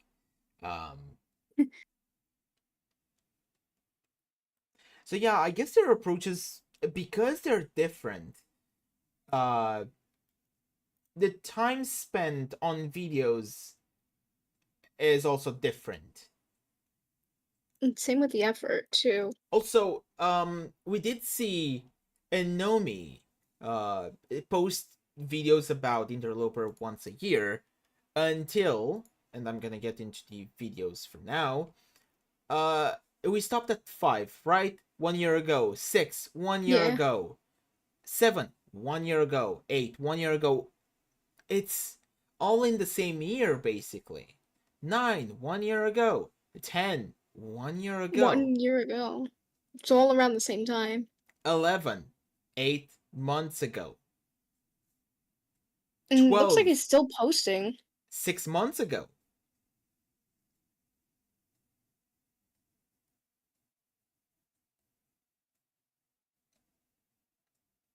So right now, yes, as Liam says, every Interloper video is around 2 months apart.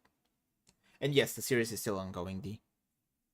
Yeah. The investigation is still ongoing. Right now, we're trying to investigate... actually, no, that's spoilers. I'm not gonna say that. No. Don't spoil it for the Aries, please! Please!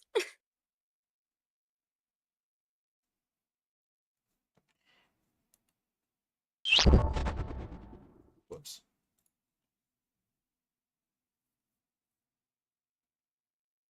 Now, I'm gonna give you episode 6 as well, because it's only 4 minutes long. Okay.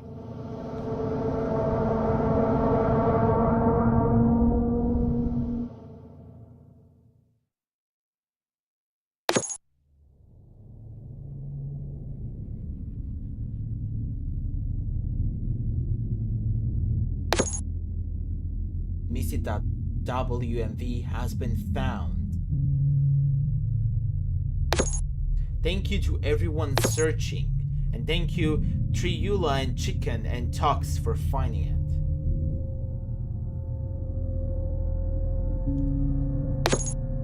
Misty was uncovered in a compilation of Half-Life 2 videos dating 2005 to 2008.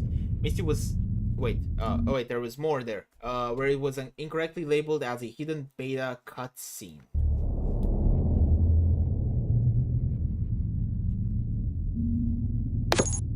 But after checking with witnesses, we can confirm that this is the original video.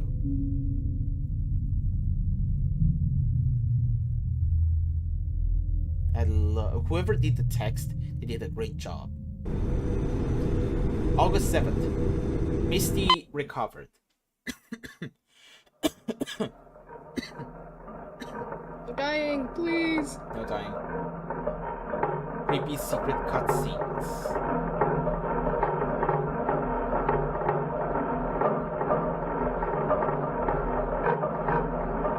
Who is the G-Man?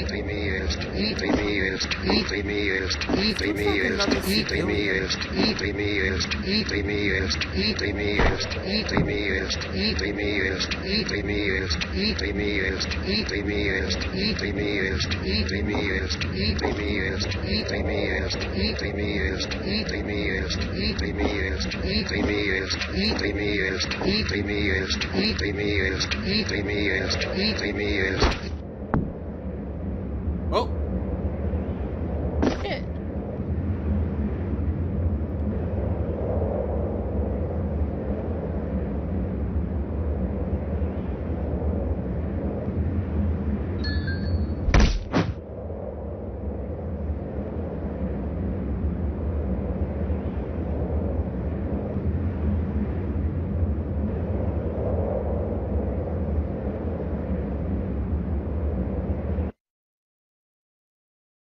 Bro got TP'd.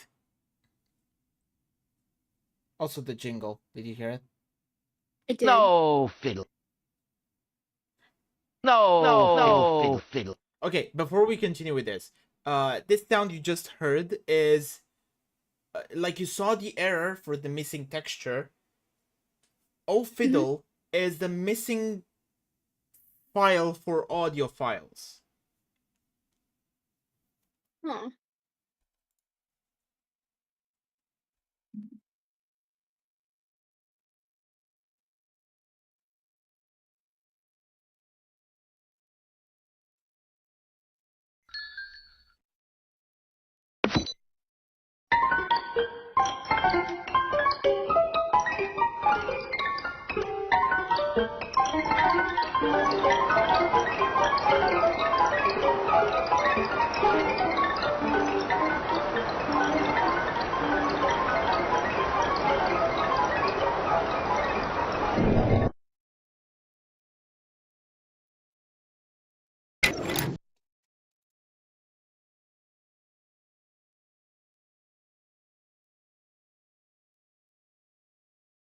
Yeah. Okay, this piano is just a Nomi mashing on the piano in Half-Life Alyx. That's good to know. That's actually That's very funny. As Liam says, the guy on the floor is a cheeple.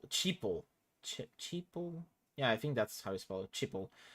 Which is used in Half-Life 2 for citizens that are real far away. And what I said, Liam corrects me. Sorta. With the sound. With the missing texture sound.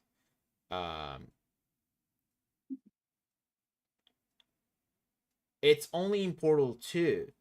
It's also listed as a bug reporter failed sound in every Source game ever. Also, we had Project Skybox.net right here, which let's get into, shall we? Ooh.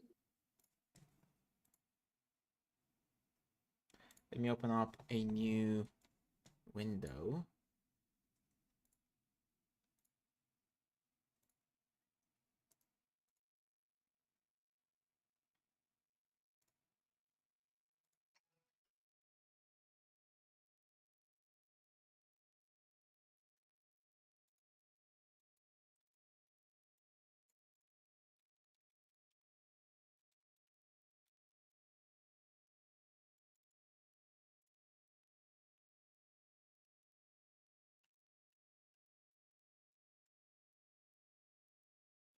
Oh, alright, if I full screen this, it's gonna somehow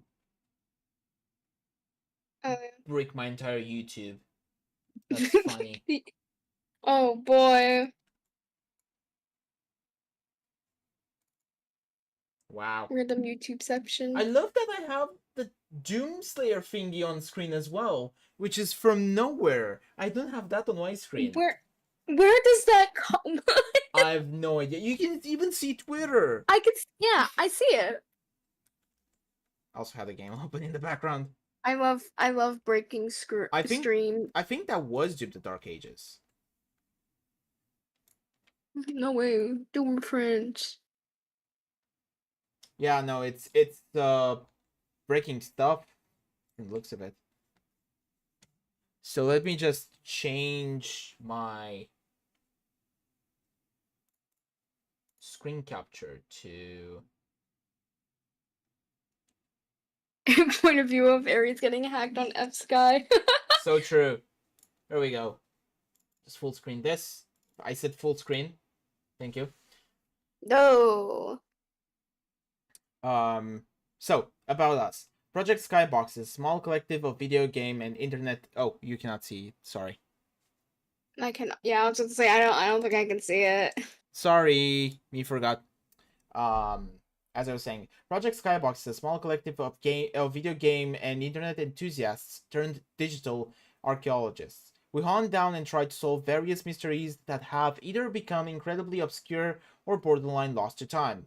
Many believe everything online stays in the collective conscious forever, but this is simply not the case. Every day, stories, memories, and tales are lost and forgotten. Threads are deleted and people simply forget. Our mission is to find that which has been completely forgotten and bring it back to life, so to speak. We generally source our own investigations, but will happily accept suggestions for things to look into. This sends me to YouTube, which sends me to Anamide. Interloper, the 2005 thread. Oh, that's a giant thread. That's a giant thread. Let's check Digivisions. Okay, that's not too bad. Digivisions 91 Showcase 22 Demonstration 014 Politico. Digivisions was a CGI and computer graphics conference that ran from 1980 to 1993 in various locations throughout North America and Europe. Digivisions was somewhat of a closed-door conference restricted to professionals to show what they were working on and what their teams had achieved in the growing field of computer graphics. Conference locations were often small venues spanning about 3 to 4 days of talks, showcases, and promotional videos for up-and-coming technology. During the Digivision 1991 conference, near the end of the third day of showcase, a small CGI development startup had slated a 50-minute time slot for something called Showcase 22. Note, it was probably not the 22nd showcase of the event. Most of what we know about Showcase 22 comes from second-hand accounts of the showcase and some rumored remarks about its presence at Digivisions. A showcase was created by a small European company called 42, exact country unknown, who couldn't attend the conference, which was in California. The showcase consisted of a set of tapes, which was given to the organizers of Digivisions to play at the 4 p.m. time slot for their showcase. The second-hand accounts describe a strange video being shown, with basically no information given to explain any of it. The video was broken up into sections, separated by black screens, with white text, written in all capital letters and in 3 languages. The demonstrations would quickly follow each title card. The demonstrations themselves were described as weird, avant-garde, dated, and creepy/unsettling. One second-hand account described it as decades out of date. It was made particularly strange by the fact 4.2 provided no information about what was being shown. Initially, there was only a small group of 5 people or so watching the presentation, but eventually a group of about 30 people converged on the conference to see what everyone was talking about. After about 20 minutes, the organizers turned off the tape, following a particularly unsettling demonstration being played, called Lilico. The showcase was subsequently cut short from there. Later, the organizers and a few guests looked over the tapes and found that 4-2 actually sent in 3 tapes, meant to be played in a sequence. They later determined that the organizers accidentally played tape 2. Altogether, the 3 tapes actually accounted for 90 minutes of demonstration, with the first tape only offering a surface level explanation for any of it in a sequence called The Anatomy of a World. When they tried to reach out to 4-2 for an explanation, they got no response, as the company seemed unreachable, likely due to language barriers. Project Skybox is trying to hunt down this footage, as we believe some copies of the tapes are out in circulation, and we also believe a few industry professionals and Digivision staff may have digitized the footage as recently as 2008. The current status of Showcase 22 are unknown. If you have any information or footage of Showcase 22, please reach out to Anomade.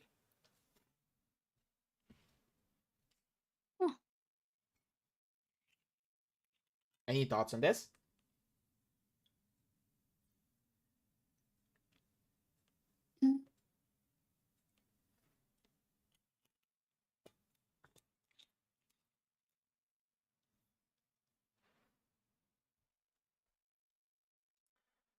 The only part of this that's notable is that black screens with white text written in all capital letters in 3 languages describes the special presentation screen in Interloper.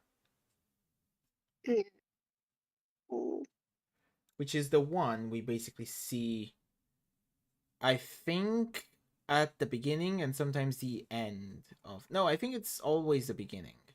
We'll see it shortly, because we do have another 26 minutes video to watch.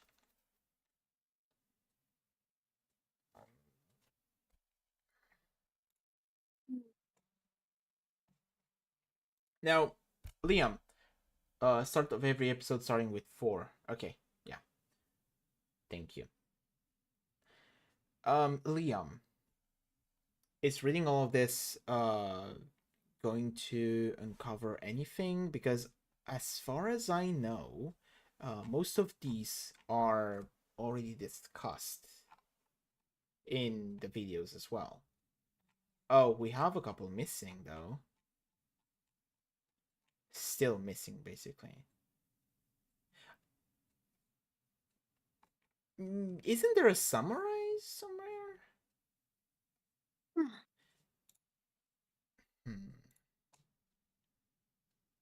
Let me check. First off, there is a source expert named G-Man who finds the command itself.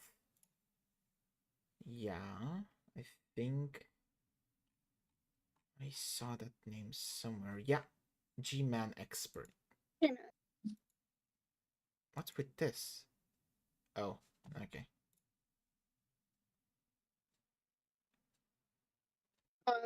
You thought it was gonna like take you somewhere? Yeah, for a second there I actually thought.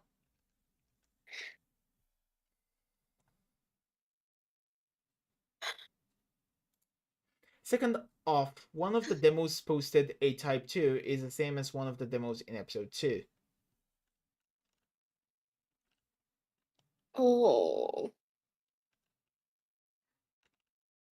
That's a lot. Holy shit. Yeah, this is the board I was following. It's a giant board. Holy yeah. shit.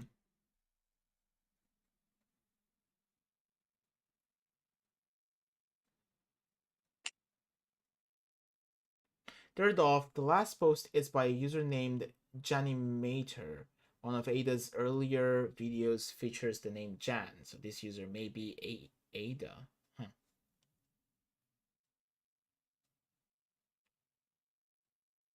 Oh, okay.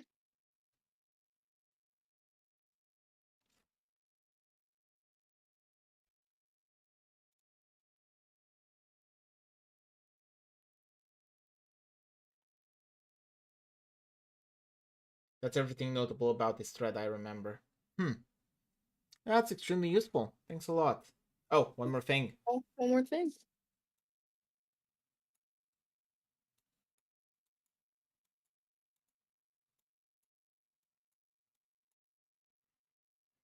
The Mystic compilation was uploaded by a user named 7Local. This is the same as one of the forum users. Ah.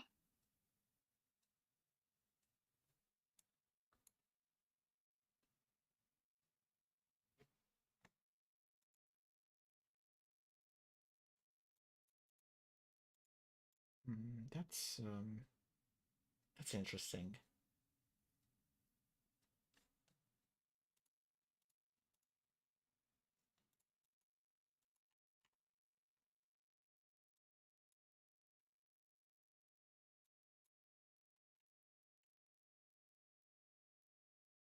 Oh, we have Digivision speculations over here.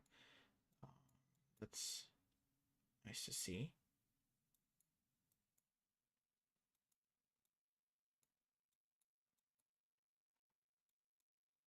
Liam, I do have one question for you. I'm extremely curious of this, and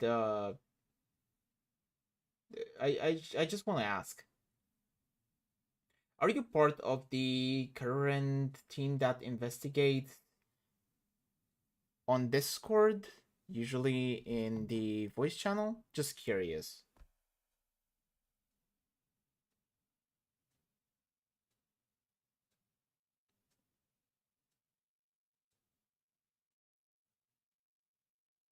Anomalous materials.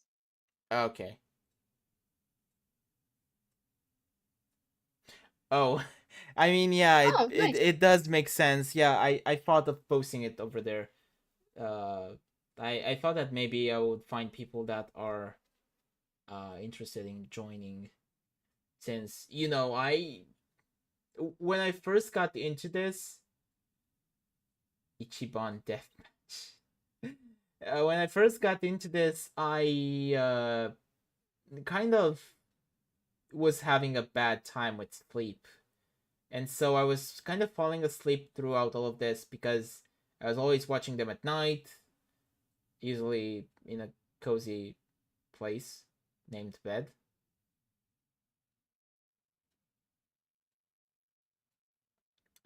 Um, so yeah, I kind of lost a lot of details. I do remember some of them, but not all of them, which is why I'm extremely thankful you joined, because you cleared a lot of fog I've had.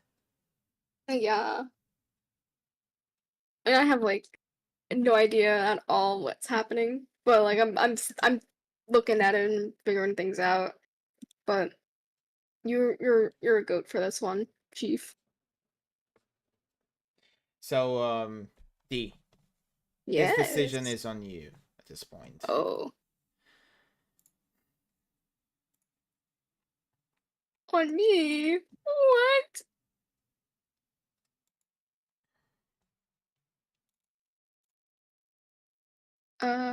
What is the decision? This is the decision. Oh. Hmm. My question is, do I have time for that? That's why I'm asking you. I don't know. Because if not, we can end this here. It's a lot of stuff to chew on anyway. Yeah. Well, I don't know if I have time to watch through another episode, unfortunately.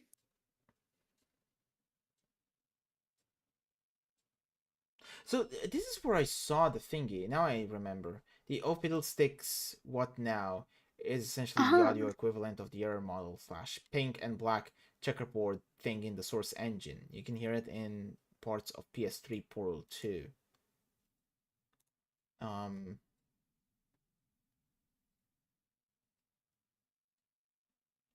Only in Portal 2 engine onwards. Misty is running on Source SDK 2013, which does not have this feature. Somehow I remember this sound from old Gmod versions like Gmod 10 and 11. Isn't Portal 2 from 2011? This clip supposedly comes from is 2008, so it's weird that it's showing up before the Portal 2 version of Source was released. I've also personally heard it come from certain bugs in Gmod, certain bare add-ons, and utilize it when there's an error as well.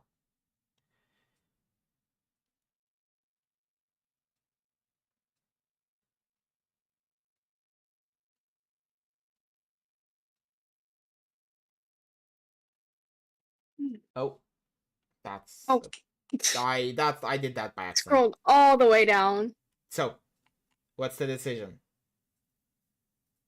Yeah, unfortunately, I'm not gonna have time because my parents are making dinner and they kind of want me to go down and spend time with them, unfortunately. So, Alright then, that's a wrap then. yeah. We are getting back to this next week. Yes. But instead of Friday, it's going to be Saturday. Because we do have... Saturdays? Yeah, Okay. just gonna Oh, yeah, have because to... Fridays is Homestead. Yeah, I'm gonna move I'm gonna move Homestuck back to Friday. Yeah. It's more convenient for me as well. Well, that's a wrap, folks. All right. It was actually great to get back into this. Hey, Liam, I'm gonna, if you don't mind, may I add you on Discord because you do know a lot more than I know.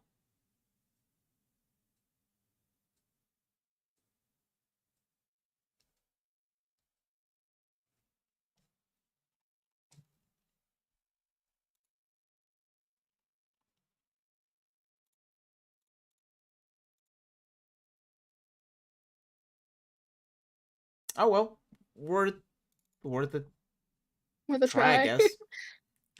Oh, So yeah, Liam, thanks again for all the information you shared around here. yes. It was a lot of help, truly. And yeah, if you're available, feel free to join next week. Would gladly welcome you with open hands.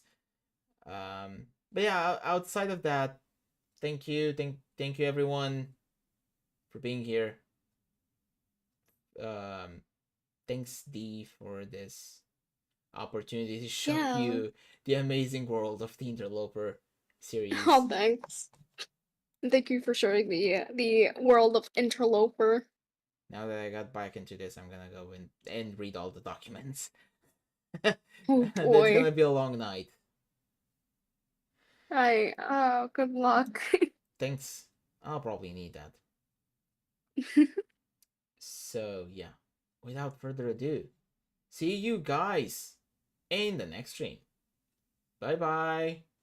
Bye bye.